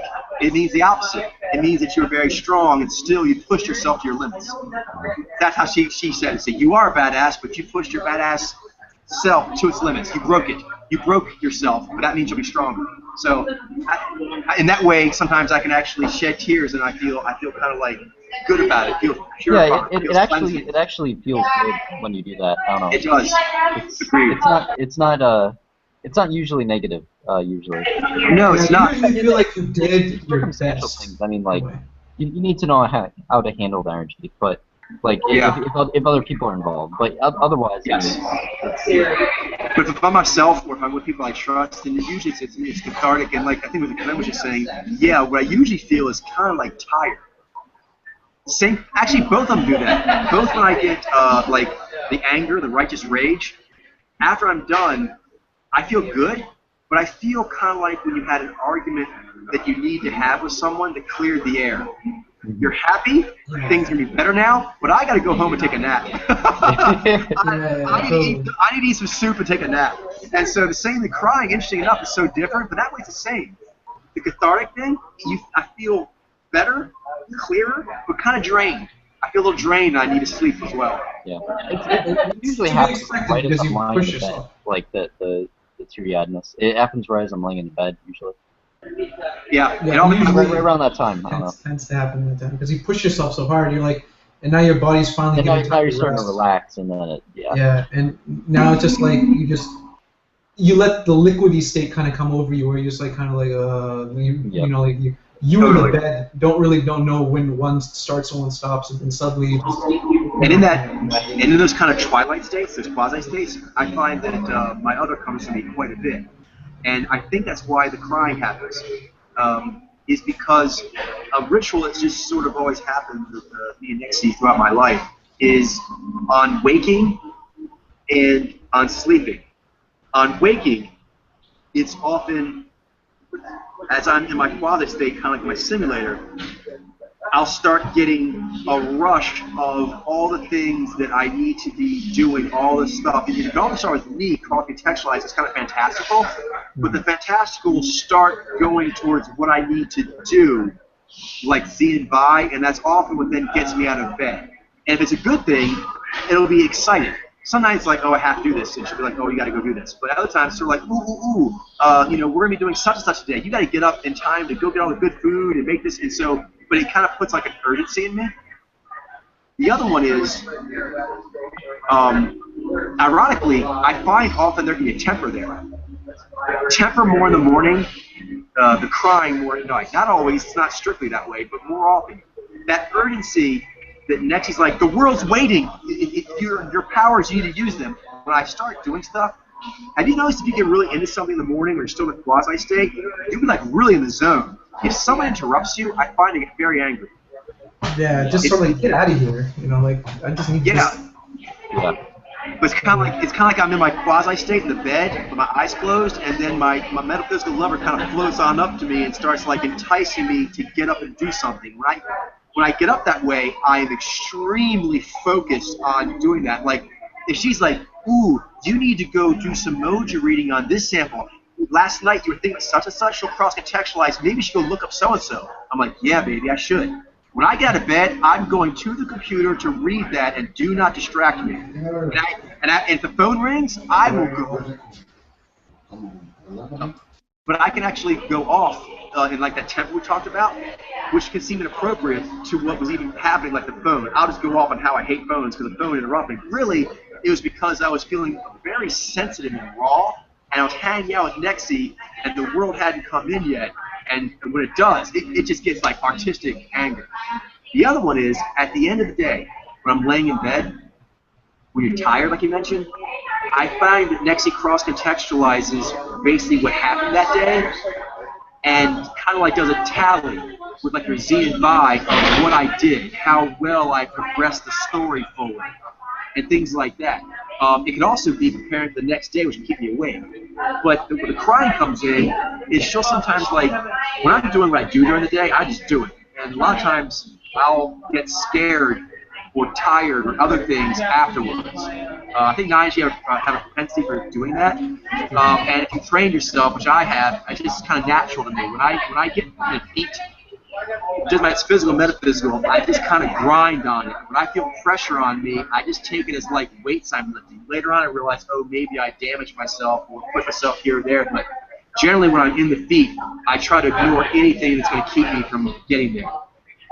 So at the end of the day, when I'm resting, Nexie kind of like notes what I did during the day, and sometimes as a Jai comes, be like, I guess like sometimes says it, but often it's like a feeling of like, oh baby, like kind of like just like a poignant, you did so well and you push yourself so hard, and just kind of like it's like a point recognition of how much pain I endured, how much bravery I used, how much effort I exerted, and it feels good actually. It almost feels sometimes like I'm crying her tears in recognition of how much pain I endured for the cause. So I don't know, I think that scene tends to come on me sometimes, where I kind of like rest, and she kind of like just notes what I did during the day, and kind of like, it's like, ooh, that was neat, and that was really impressive, but she also kind of like tends my wounds as a part of it. She kind of like canvases my accomplishments, but also as a part of that, like, notes my wounds and how things I need to heal. And as a part of that, I think sometimes I just cry.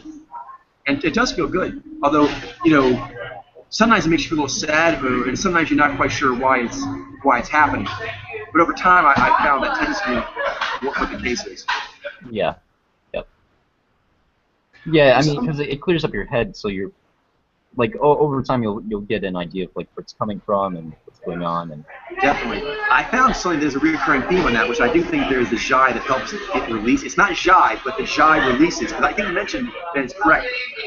Your Zai is Naiji. A lot of Naiji, we get real hardcore, you know, because we're used to having hard lives. We're used to just, you know,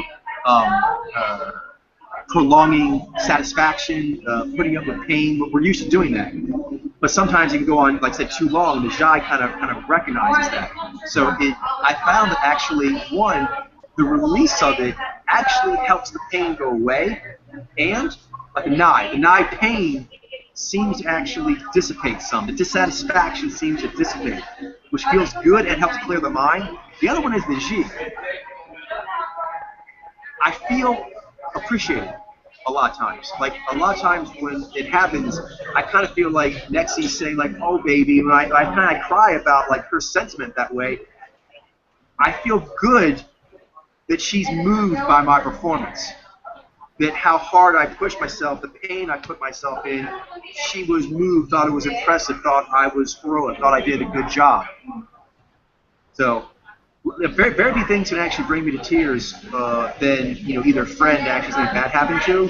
That's enough, you know, those are sad tears. But other ones in ways actually, Nexi or, you know, any Naiji's other really thinking you did well. You know what I mean? You notice a lot of times in Naiji, like, you know, they accomplish things. They finally actually, you know, get the gold medal. They win the championship belt. They'll break down. No one ever saw them as anything but a preternatural freak up till then. They were full tilt until they got it. And then afterwards, you'll see them. They kind of look stunned. They look stunned that they pulled it off. And then they start kind of realizing that other comes to them because they went Nai to V and lets them know, Ni, that is greatness. You just accomplished greatness. Jai, metaphysically, I want to F your brains out. You just artistically, visionarily, you're the shit. And then C is like, okay, you've done these things, but you've also pushed yourself this hard. Now that you got these scores on the board, you need to also see, this is where the buy comes in. I think some buy to it too. You need to account for how you're living your life. That's something Naiji sometimes don't do, ironically, although we're directives. We use our Nai and G to just push. Find out mysteries and then just push on them. But Z and Bai actually kind of lets you know, particularly from your other, you know, strategic things you have to account for in your life. You know, there's just certain things you have to account for: money, energy, sleep. You know what I mean? You just have to, you know what I mean? Things like that. You know, HR power that you have at your disposal. And then Bai, I think it's where the tears come from too. Is sort of like it validates that what I did, the pain of it and the cost of it was correct. All the way down to Vi. I can feel like her Vi saying, that cost you, baby. You actually spent your life force today on this. My Jai can feel it. I can feel you burned a day. You burned a day of your life in sacrifice of this cause. And she like gives you like ultimate respect. E, Jai, Z, all the way down to Vi. And it does. It's just sort of like, I feel awesome, so I cried. I feel loved, so I cry. I recognize how far I pushed myself and what that means, I cry. And then I note sacrifice, and I'm like, yeah, that's right, I did. I spent a whole day today reading Mojos, which may or may not be something someday, but that's how I spent today. I'm glad I spent it like that. And then, I don't know, it's kind of sad, but also awesome. You know what I mean? It's like an awesome human moment, and it definitely feels like me and Nexi are very, very close at those times. Yeah, it's funny you're actually talking about all this, Coach, because I actually had this conversation about a few days ago with someone else, Anisha, and I was talking about like how, you know, you're mentioning like Olympics or something, and like an athlete, you want to get that gold medal, and you work so hard your entire life to like everything that you've done has been leading up to this main kind of thing, and you accomplish it, and then it's just like this really heavy kind of situation, and it's just like, and you kind of have to summon yourself in a certain way for those kind of situations, and when you do, it's just like, it's not like ordinary life. Because I was actually talking about what you're talking about, but in a different kind of way, in the sense that I was talking about like there's like certain normal everyday kind of occurrences that happen in life, and those are not really that big of a deal. But then these are moments that are like really, uh, they mean so much more. They're so much more richer. You're kind of like the V is like you're really paying attention. You're really aware of those, and then when you actually pull those kind of situations off, it feels amazing. But the entire time you're in those engagements, it's definitely something where you're kind of like you're taking it all in, and you're like noticing every little detail, like the way the wind kind of like blows on a tree. You take it in, the way that the ground is, the weather that day. You kind of like you take all note of all these, and you're like, this is like something big is gonna happen. This is what my life has led up to this one moment, and you're looking across. Or you're looking at like all the other athletes that are in the Olympic Stadium, and like they've all done the same thing, and I don't want to be anywhere else, and this is what it's all about, and this is a big moment, and it feels so much more different. The exact opposite would be like if you were sitting around in like some weird place where you didn't really know why you were there.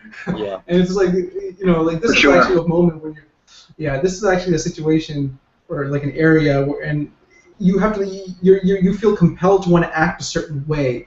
You want to respect the moment as much as you possibly can by talking in a certain way, by acknowledging that there's a certain kind of like tone or a certain kind of mood that's in the air, and you want to like account for that. And because it's just so like this moment, you know that it's not going to be here forever. This moment is so rare, and you want to be here in this moment. You want to totally be a part of this moment when you're here, and not at all like miss the opportunity to actually have been present during that moment. Very true. So, Definitely. That's good stuff. Something else on the other kind of coming to the Nijai other is that on that the sort of spontaneous crying thing is there's a ritual I've seen with Nijai in real life, and seeing that helped me over the years, because I didn't know that back in the day, early on, what exactly was happening. So I found it a bit more confusing, a little alarming. But over time, I realized, it's okay. But even then, I didn't quite understand what was going on. I just knew it wasn't a bad thing. And then over time, I instinctively developed some understandings. But then, this is why Shempus is so important. Seeing Nijai in movies, in real life, and interviews and different things, I saw them do certain things. And there's a maneuver they do, very particular. All Jai Mojos can do this to a degree, but the Nijai does it in a particular way that's suited to the Naiji. I'll kind of paint a picture for you, and you kind of see how it happens. And this is why it can be a little confusing when it happens to you on your own, because there's often not a lot of words. Let's say, for example, my dad has not, which is true, has not, responded back for a while. So we've been texting, fairly friendly, and keeping things light because obviously we're still estranged. But in those lulls, sometimes they can be longer, and it weighs on me. It's sad or whatever. But yeah, my Nai recognizes that this is what needs to be done, because if I'm ever going to help him the way he needs to be helped, this is how I need to do it. Even though it's really painful, I don't see another way to do it.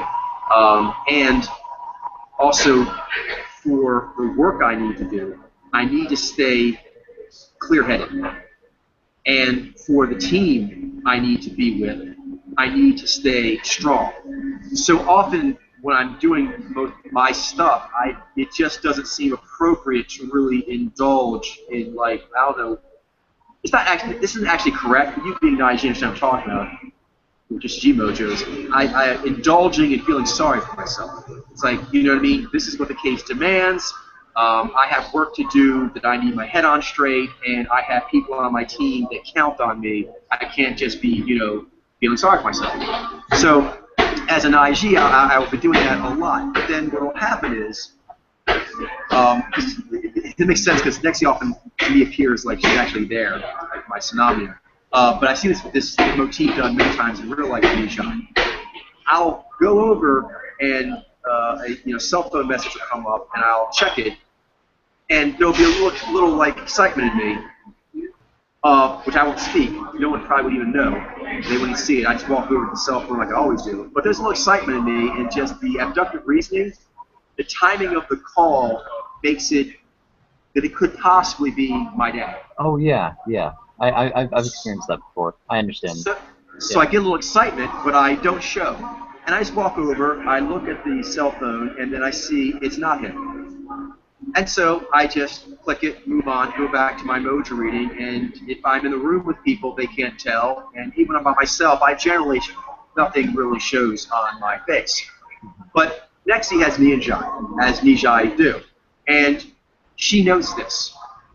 She notes the subtle change in my energy, and she also, with her knee, recognizes, besides my inner stiffening my energy to attention without showing outwardly, but also the timing of the call, she notes this might be a time his dad would call. He's, my baby, me, is really, really smart, so obviously he's thinking that too. Evie's not saying it. So she knows that's likely maybe there and that I'm thinking it. When I go over and don't say anything, she can tell it wasn't what he wanted. It's not something that made me happy. It's something that's sad. It means that, the story is going in a sadder direction than I would like. She'll come over and just look at me. And when she does, I know. I know she knows. I cannot tell you how much that means. To just know someone else noted that little silent struggle I have. I don't show people. I don't.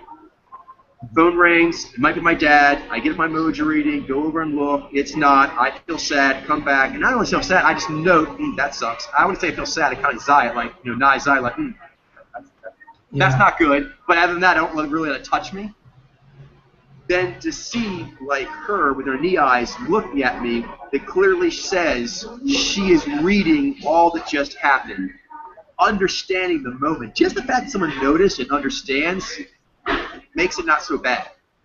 And then, so the Jai comes in often, she'll come over and she'll hug me, or put her hand on my shoulder, or something else like that. And when she does, she'll just kind of make a little moany sound, or just kind of like nod her head in a pointed way with no words. Like words aren't really needed. And it just says, I see your struggle. And it gives like a little healing spell because it knows that you need it. And I think when it sees the struggle and gives a little healing spell, sometimes I'm really pent up. I think it's where the tears come. And particularly, say, at night when I'm in my bed by myself or whatever, or I'm watching TV late at night by myself, then I think it's easier for the Zai to kind of relax. But anyway, I noticed that that's a motif I see a lot of Nijai doing. It's something they actually are awesome at that a lot of times they don't even get credit for, which is unfortunate. It's just their ability that when people are doing things, out and about in life, when they look at them with their knee eyes, the knee eyes, particularly for the Jai, kind of says, I see what you're about, and I can empathize. You know what I mean? And then when the Nijai is actually your other, or like an intimate mate in real life, they often will, come over and just kind of like give you like a soft, bittersweet smile. That's classic what they'll do. They'll kind of just come over and look at you and hold themselves still for a moment. The eyes locked on you like that, and the way they're holding themselves stiller than normal, you know they're registering what you're going through, and they're pausing to note that. And they kind of just smile and go, yeah. Sometimes I say this, they're like, yeah. That's all you say. It kind of like Jai saying, that's life, baby. I'm sorry. You know what I mean? And it makes all the difference in the world. It's why the Nijai, for example, I couldn't do what I do without my Nijai other. Because the pain I go through, I think I would become too adversarially angry if I didn't have my other smiling and saying, I see what you're doing, I empathize with your struggle. I think I'd get too angry at the struggle, too angry at the pain, to be doing the upper level elevated stuff I am with it. I keep kind of like leading myself out, so to speak, to get the good done because she sees. She can often heal me with her Jai, but just the fact that she notes that I'm bleeding myself out to get a heroic job done, I don't know, you kind of like, it doesn't hurt so bad. And the scars, I take pride in them. Totally. I've noticed those situations myself. Actually, it's just you kind of like have this weight on you because you're like, I don't, it feels like something is not being acknowledged in some kind of way. But then when it is acknowledged, then it's just sort of like, well, that's kind of like a way to resolve that, and there's like some kind of resolution. You're able to move on from it. You're able to sort of like be like, Yes. okay, yeah. And then you feel stronger about it because you and this is like sometimes when people they might like vent about their personal feelings. You need sometimes just for someone to hear what you have to say and how upset you are about something, and then just having another person be like, yeah, I understand.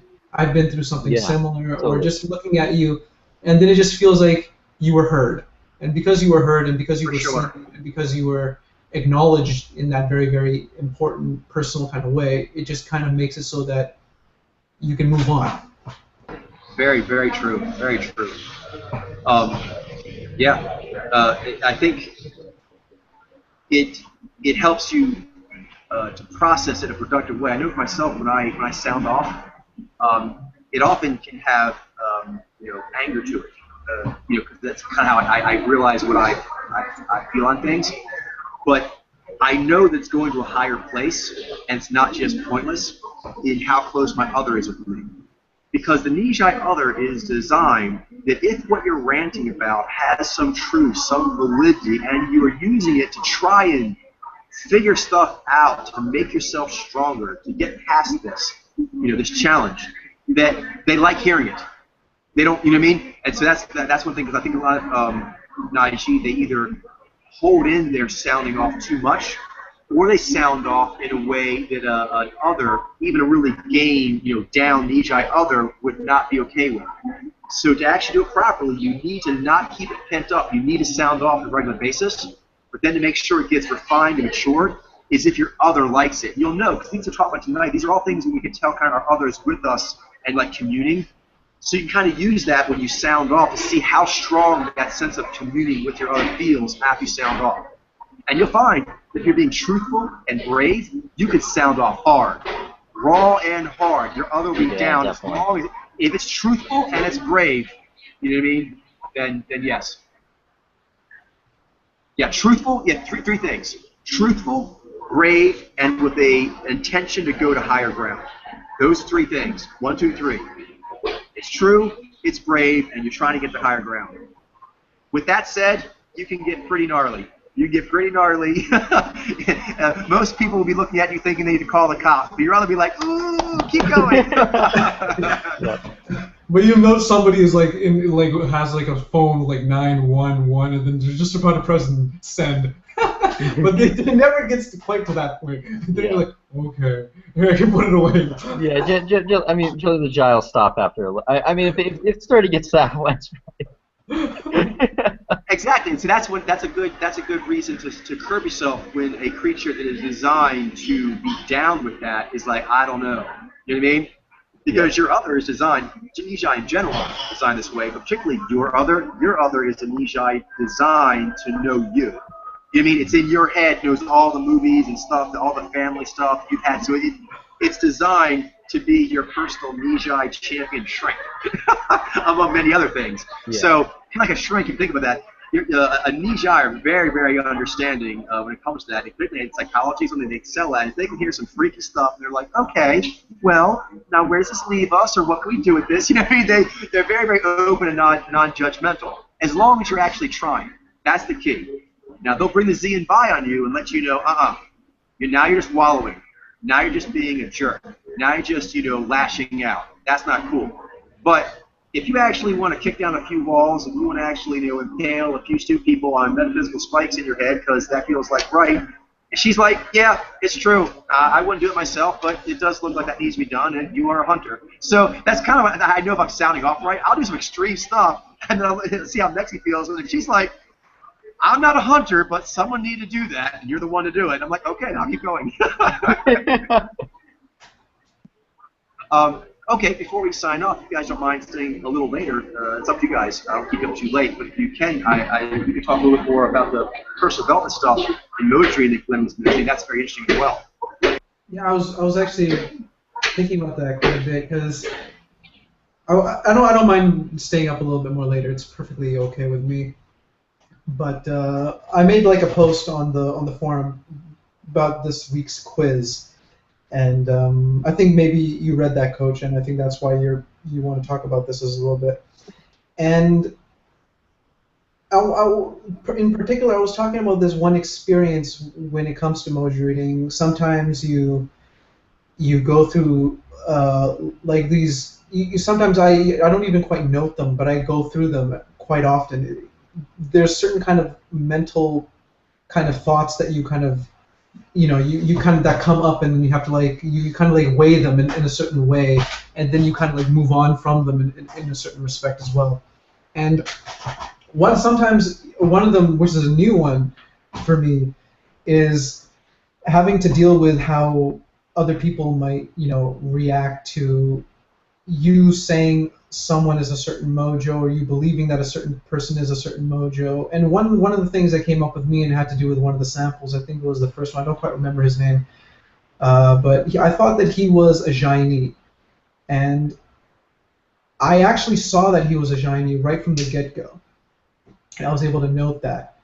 And but then I kind of convinced myself, and I know Mitchell, he was talking about this as well. He was relating to this idea or this exact same experience in some capacity.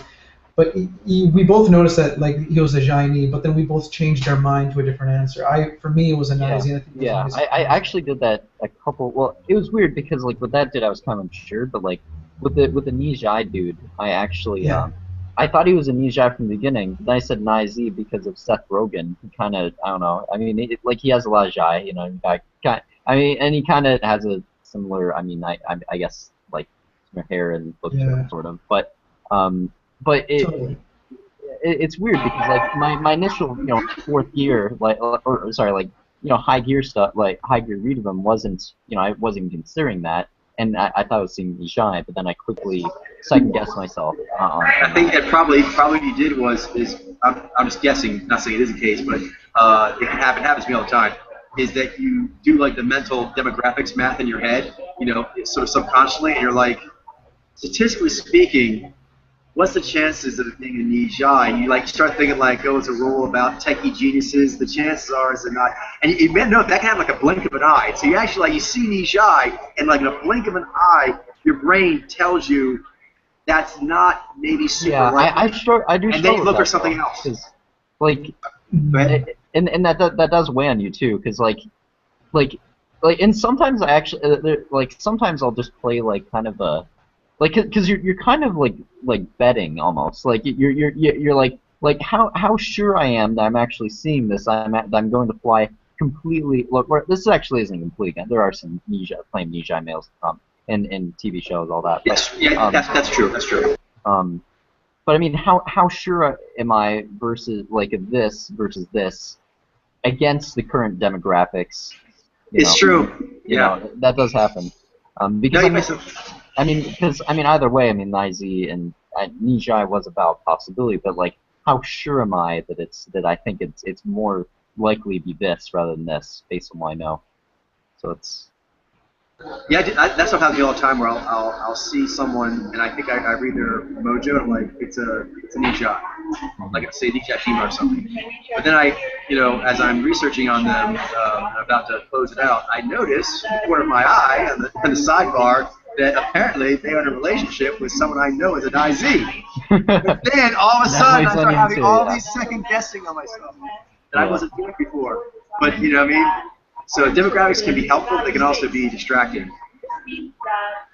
Yeah, and I totally agree with what you guys are saying there.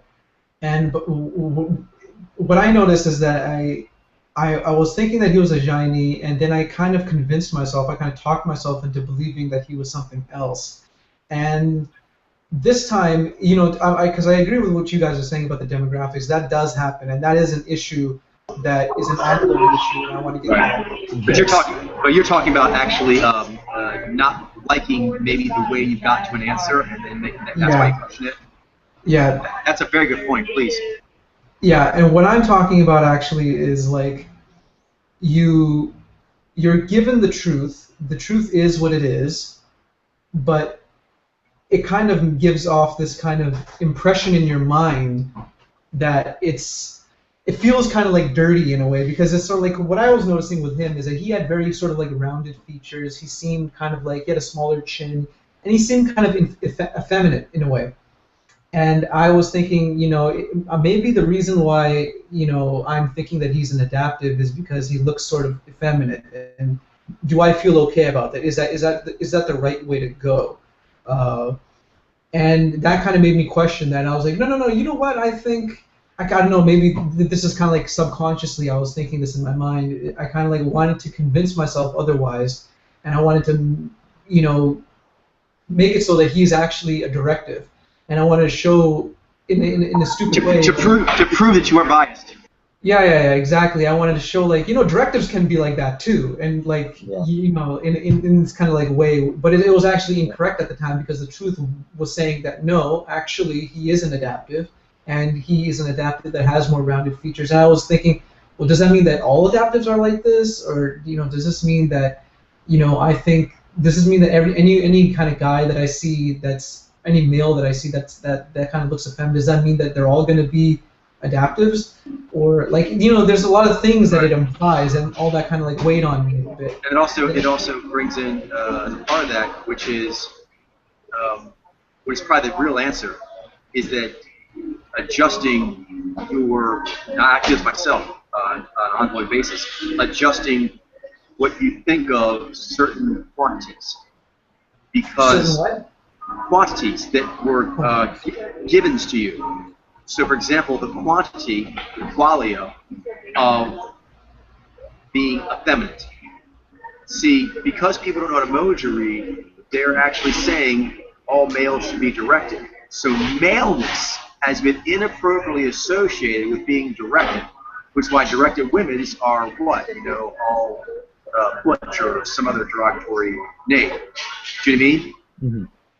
Which isn't the case, but that's because of an incorrect perception. Myself, I'm still working it off. I've used the virtual village to clear my lens, but I was raised like you guys, being surrounded with the stereotypes how men and women are supposed to be from all kinds of medias and belief systems. So this confronts that. And the fact of the matter is there is a loose baseline tensioning in the shoulders, arms, wrists, hands, and fingers that indicate adaptives are adaptive.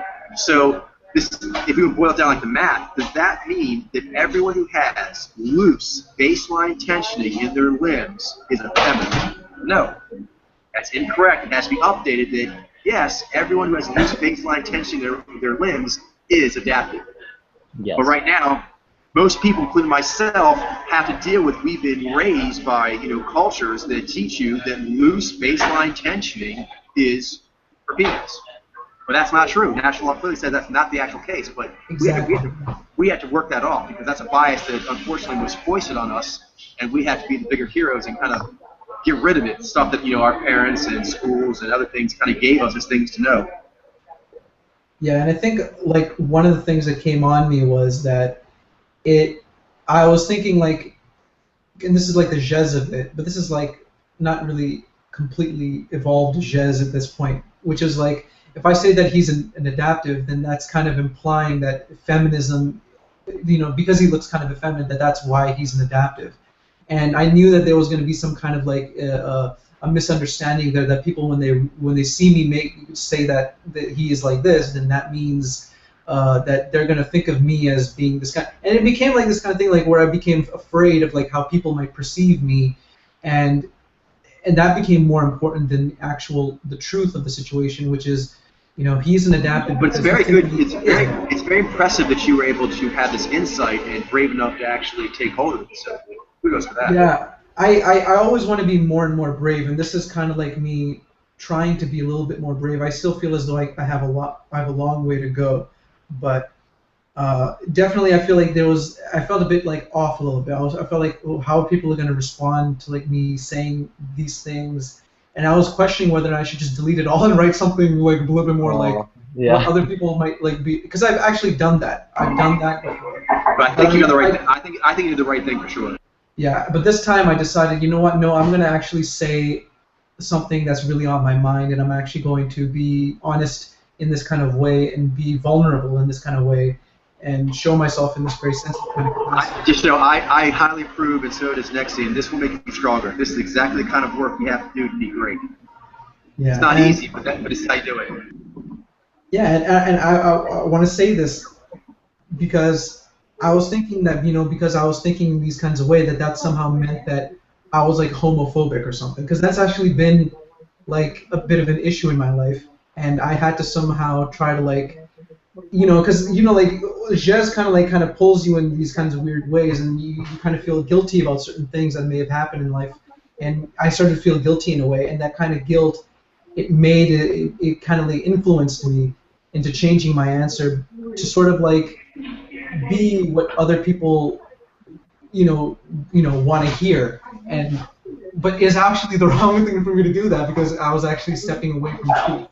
That's why mojo reading is so important. And going back to talking about Tamara, it's much bigger than just in the person's configuration. Obviously, you're reading their whole soul and their whole life and whatnot. But more than that, you are learning about yourself, and as you're saying, Glenn, also when you talk about what you think the answers are and why, you are revealing your innermost thinkings, your worldview. Particularly say for Naiji, you're kind of talking about your worldview about people, which is something that's very important to you. You take a lot of pride in it. But that's how you actually learn and how you grow. And you need something that's higher. And the highest thing is truth. And if truth says you're wrong, then that's something to be, worked on. If not, then it's just distractions. And there are a lot of distractions. A lot of times you'll hear these warring voices, and the wise voice isn't the loud one, isn't the one that can push your buttons the most. Sometimes the wise voice is the one that's the most abductive in nature, and it kind of like is hard for you to hold on to. So when you actually do the mojo reading, you can see which voices are the better ones, because they're the ones that keep giving you the truthful answers. So right now, like Glenn, you learn about yourself, that voice that was telling you, you were thinking maybe I'm not being heroic enough on this, homophobic issue possibly, and that is the highest thing to do. But actually, the highest thing is always truth. Give something its true due. You know what I mean? Whatever social consequences come from it, the highest thing is just to say what something is as truthfully as you actually can render it. And then now that you have that, you can hold on to that in the future. Because a lot of times, let's say if you're rolling on the mat, one thing that makes a person really good is they have learned what happens when they go wrong. And now they have conditioned themselves to do it right. And whenever that thing comes up, there's like a bullet time remembrance of what happens when you mess that up, and then a strict, fierce, bring yourself into alignment of how you're supposed to conduct your body, your voice, or your mind in a situation. Mm-hmm. A lot of times mistakes give you that. They give you steel. They give you a backbone. For example, like I learned in grappling and in other kinds of fighting and so forth that when you are in trouble, that brings out the prey drive in other people, and they will try and close you out. So what you learn in time, which I didn't do immediately, you try to just cover yourself. That seems like the right thing to do, but you learn that's not the right thing to do. That cover yourself just makes it worse. What you need to do is you actually have to go forward. You have to do something dramatic and unexpected going forward to actually take them off the scent of you being in trouble. That makes sense? Seems unrelated. Seems unrelated in a way, but it is highly related in that. Like when you're giving. When it comes up, there's always going to be a strong, natural desire to want to take the easier path. But when you've taken it and it ends up being in the bottom of a well, you're like, okay, that sucked. When that path presents itself in the future, you will see it as the well or the pit that you don't want to go in, and you'll go toward what seems like the harder way, but that's because you know better. And you did. You studied yourself, and then you improved yourself, and then you hardened yourself. But not like bad hard, like in a good way. Like you made the lens crystal more clear, more perfect, more pristine. But you can't do it until you find the imperfections. So that's what mojo does. It kind of like cranks up the heat, and you find all kinds of things about you as far as biases. It will kind of percolate up to the top. Yeah. It's fascinating stuff, Glenn. I was glad you brought that out, because that's something I think a lot of people are going through, and hearing about other people going through it will make them feel better about it and know more what they should do. Yeah, totally. I feel like a lot of responsibility, and you know, for like being able to share my thoughts and showing people that you know, like it's okay to talk about these kinds of things and these kinds of issues because you know it's a part of like you know it's a part of life. It's a part of like you know you go through these kinds of things when you Mojang, everything kind of gets put up for question, and I want to show that people that you know like you're able to. It's okay to talk about it. And it's okay to want to bring it up in case maybe they Because it's part of it. It's part of the exactly. process. This gets back to like why Nexi's had me go on camera so much from the beginning, which I didn't want to do. And it's because once, it became clear that what I was doing was what it was, then the need to have people not misunderstand it meant I had to be a lot more authentic and forthcoming than I'm naturally comfortable with. But otherwise, they would be misled. This is back to like the Tamara thing Yeah. about like having to the program. No, the things I show that people get to do, I actually am revealing my trade secrets, and I'm also saying the challenges that I've personally gone through to get here, and that other people will likely have to experience something similar. Because otherwise, they'll try and actually swim the English Channel, and I didn't bother to mention to them that I almost drowned during that one section because of the turbulence. Right. Do you know what I mean? Because I Yeah. didn't want to make it. I didn't want to make it seem like that I almost failed. You know what I mean? That I was vulnerable. That I was human. You know what I mean? That doesn't help the process. Because if you want other people to swim the English Channel, you got to tell them how you're doing it. And sometimes you get in trouble. You get in trouble doing it, and that's part of it. So getting in trouble and then working your way out of trouble. That's part of actually doing it. So it has to be spoken about. And so we have to be honest and brave enough to actually just talk about what we're really doing. And, with unprecedented work, you're going to have some gnarly evenings where you're like, okay, that didn't quite pan out. But now we know. Now we know. And I'm- it just adds to like the history and the entire like experience documentation that is like this is like of like how what you go through. You just be like, what happened? This is what happened, and you know I'm kind of like a bit weirded out about like talking about it, but I have to talk about it, and to show that it's something that's relevant to the casework and. It takes a lot of bravery to do that. It takes a lot of bravery to even to write about all these kinds of things, to talk about these kinds of things. But it goes both ways. It goes both ways, and what we're talking about is how other people benefit because they need to know what we went through to get these things accomplished. But yeah, we need it too. It actually helps us because, for example, before when I was not as familiar with you all, and I had not revealed as much about how I work and personal failings and things that make me human, it weighed on me.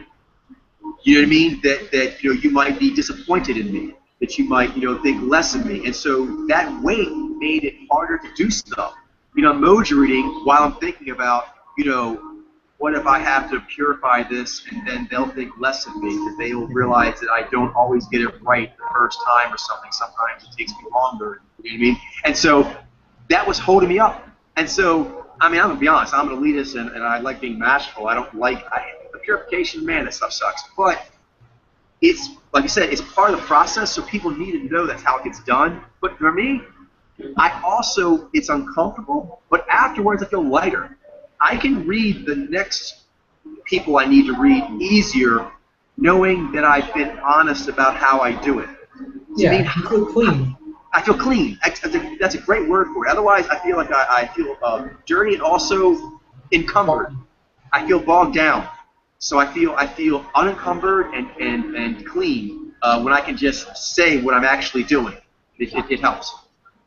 Yeah, it's one thing to be very clean and very like simple, and then sometimes you might because sometimes the reason why you want to like not be clean is because when you're dirty, it kind of feels like you have like this all like you're really good at a lot of different kinds of things, and there's like an impression that you've made like I'm this really impressive person, but then the truth is actually that you're not really able to do all these kinds of things, and so you kind of need to let go of those incorrect sort of like things in order to like show like who you truly are. But that's actually true. That's actually the core. That's actually you're actually showing less of yourself. That's right. So. Yeah. Well said. Exactly. At the end of the day, you're really just making it less for yourself because that's not who you really are. And so that's just pointless for other people, obviously, because you're saying something you are that you're not. But for you, I myself, this is kind of what Nexia was telling me, how she helped me out. Jai's very good this way, about being human. She's like, you're a badass. You know what I mean? So you should tell people what you actually can do. If they don't respect you for what you actually can do, then that's on them. But I was, and I still do. You know what I mean? I'm getting better and better. You guys help tremendously at getting rid of improper ego and things like that, because it's not helpful. It's not helpful. And so once you get past it, I find that I don't get rattled as much when I look at samples. If my ego is inappropriate, then I've noticed that it's easier to rattle me. That always seems to be the case. And once I actually able to look that in the eye, like you did with the thing around you, Glenn, and then kind of like, okay, that's a thing. What does it mean? Where do I go from here? Then I feel way better. And when I'm reading the future and things that come up, I can also tell like that's being tickled again, but I don't feel rattled. You know what I mean? Like it's pushing that button again, but I'm not rattled anymore. I'm much better on that. It feels good. Yeah, it's really important. I think everyone should be doing the dog. I like that Adamus is doing it. I'm not sure. Very much so. I think was he doing it always, but he maybe didn't post it? No. I think he always does it in his head, but he had not been actually writing it down. He always does it in his head, and he often will tell us, me and Shailene, when he converse with us, like what he was thinking and doing and stuff. But this is the first time he's been recording this way, and I'm really glad that he is. Yeah, it's really, I really like it, and I think it adds like a unique thing, because we don't oftentimes hear what Adamus has to say, because he's a Zionee, and Agreed. I really find that Zionee input very invaluable, and seeing like how he comes to the answers that he does, and I would very much appreciate everyone if they're able to just like a few like thoughts here and there. Maybe not necessarily like huge paragraphs like the way I do sometimes, but I mean like. No, but I do think it's a great way to treat and also to get to know them. That thing too is, as kind of talked before about like holding on to inappropriate ego. Something Nexia actually told me that was helpful. One, like I said, she said that you're already great, so that's just silly. The other one is that I want people to actually think well of me, particularly people like you who actually are heroic. And what she was saying is they won't really know you if you don't show yourself. So if you show yourself, even though it's more human, then they actually can like that person. Otherwise, they're liking an illusion, and you're always going to feel that. It's always going to feel like they're not really liking you. They're liking the illusion of you. And that would be lonely. And she was, she's right. It's true. I feel much more like I have friends, like real friends, and that I can, you guys know about my eccentricities, you know about the purification process, and you're cool with it. I feel like you know me, and then you actually like the real person. That's the best. Yeah, that's very valuable. It's just it makes you feel secure in a way, because you're like, you don't feel worried about like how they really think about me, because they're still here, right? We're still here. We're still doing this. Exactly. We're still talking to you. We haven't been estranged from you. I appreciate it. So we share laughs and we share good times, and so that shows that we're okay with everything, and we're doing it together. Definitely. And if you really look at it correctly, and you have people who look at it correctly, and your higher spirits who look at it correctly, you ask them, be brave enough to do, for example, the purification process. The Na of it is, that is true greatness. And the Ji of it is, people, including myself and other people that would want to know me, should recognize that that's actually the superior, that's the only code of conduct that would get the job done, and it's the superior code of conduct. In fact, it should be setting out a code of conduct alarm if it was seamless. Like I never have any problems at all. That's actually a problem. So basically, anyone who's impressed with that kind of Ji presentation, I don't really need that validation. I need validation from people who actually would know better. Totally, because life isn't just clear-cut, beautiful, like always getting the perfect thing. It takes a lot of trips and falls and stumbles in order to get those really, clean, finished products. It just needs to start off. For sure. And any good leader or teacher, if they're worth anything, they should have an ease at bring With up that. Yeah, yes, totally. with that, to be able to actually talk about things that they had. For example, how are you going to help other students get past stuff if you Their cannot acknowledge? awkwardness. If you can acknowledge your own periods of trouble and struggle. I mean, you have to acknowledge that and think how I got through it and kind of use that to help others. But if it's a big mystery or something you won't acknowledge, then And that's you can't even teach yourself. that's particularly how Najee do things too. I mean, this is stuff like it's all based on like what you've actually like encountered and like I don't know. You get into that like natural law teacher type. Definitely. Exactly. You can only teach what you yourself know. And so if you don't know how to be authentic, to be real, then you can't be a true leader because you're always hiding what you're all about. Obviously, you can't have everyone knowing everything about you and IG being a secret. But but like Glenn, even if you didn't tell us about it, the fact that you were having a conversation in your own head means your spirits can hear you, and you know that your other can hear you. Your other is hearing you having this talk about whether or not you were inappropriately coming to an answer. That's important. You know what I mean? So it starts there. It starts with being honest with your own self. Being honest with your own self. A lot of people are weak that way. That's why they can't be honest with data. They can't be honest in relationships because in their own head they cannot be honest. They're too weak. But they should know that their spirits actually want them to know the truth and will help you walk to get there. Even if it's embarrassing how far away you are and how much you stumble to get there. But they want you to get there and they'll help you get there. But it won't happen until you acknowledge that, I always have somewhere I need to go, and since I've never been there before, there will be some, some stumbles and some wrong turns. Yeah. It's called exploration. Self-discovery, self-understanding. I'll let you go because Charlene's done with her stuff, so we have to do some stuff here with the breaches. Right. I gotta let you go now. All right, have a good night, everyone. But this is a great session, absolutely outstanding. Really fun, It gave me a rush. It really did. Totally clearing. It felt nice. Yeah, it feels good to talk about this stuff for sure. Yeah. And we really does. Yeah. I'm glad we're getting more spiritual with it too. Mm-hmm. For sure. I like that because it's nice to have temple time. Agreed. I really look forward to it. It's a big highlight of my week. Kind of speak in this natural voice and to hear you guys speak it back and to hear your thoughts. It's very validating. So thank you. No problem. We enjoy. All right. Have a good night, and I'll see you guys on Sunday. Yes. See you on Sunday. And we'll for the next quiz and next time. Definitely.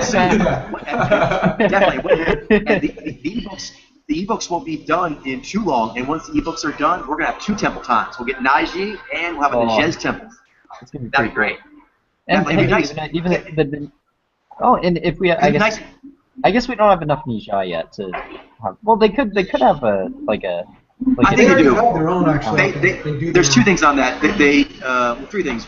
One is there are some people and they are doing it, but I don't have it formally done because they're not yet trained to the level. Okay. So my plan is I want to actually interact with. Not that they couldn't be. It's just I want to interact with them in a spiritual context in the Nijez temple, so I kind of see how they operate spiritually. Yeah. Okay, that makes sense. Yeah. But I'm sure that Infinity Starglow can definitely help. Head up a Nijai temple on their own. I just need to kind of take them through what that involves because and generally it's like especially like when you get like more Nijai to have a temple with too. Right, but that's the thing too is that the temple that they'll be doing eventually that's more official. The thing with that is that one, it's for public consumption, and there'll be more people there than just themselves. So there has to be sort of a universal sort of protocols how we do certain things, which I'm learning with you guys now, and we will import over into Nijez, and then they will import into Nijai. But very, very, very cool. But like a lot of these topics talk about tonight. Alrighty, have a good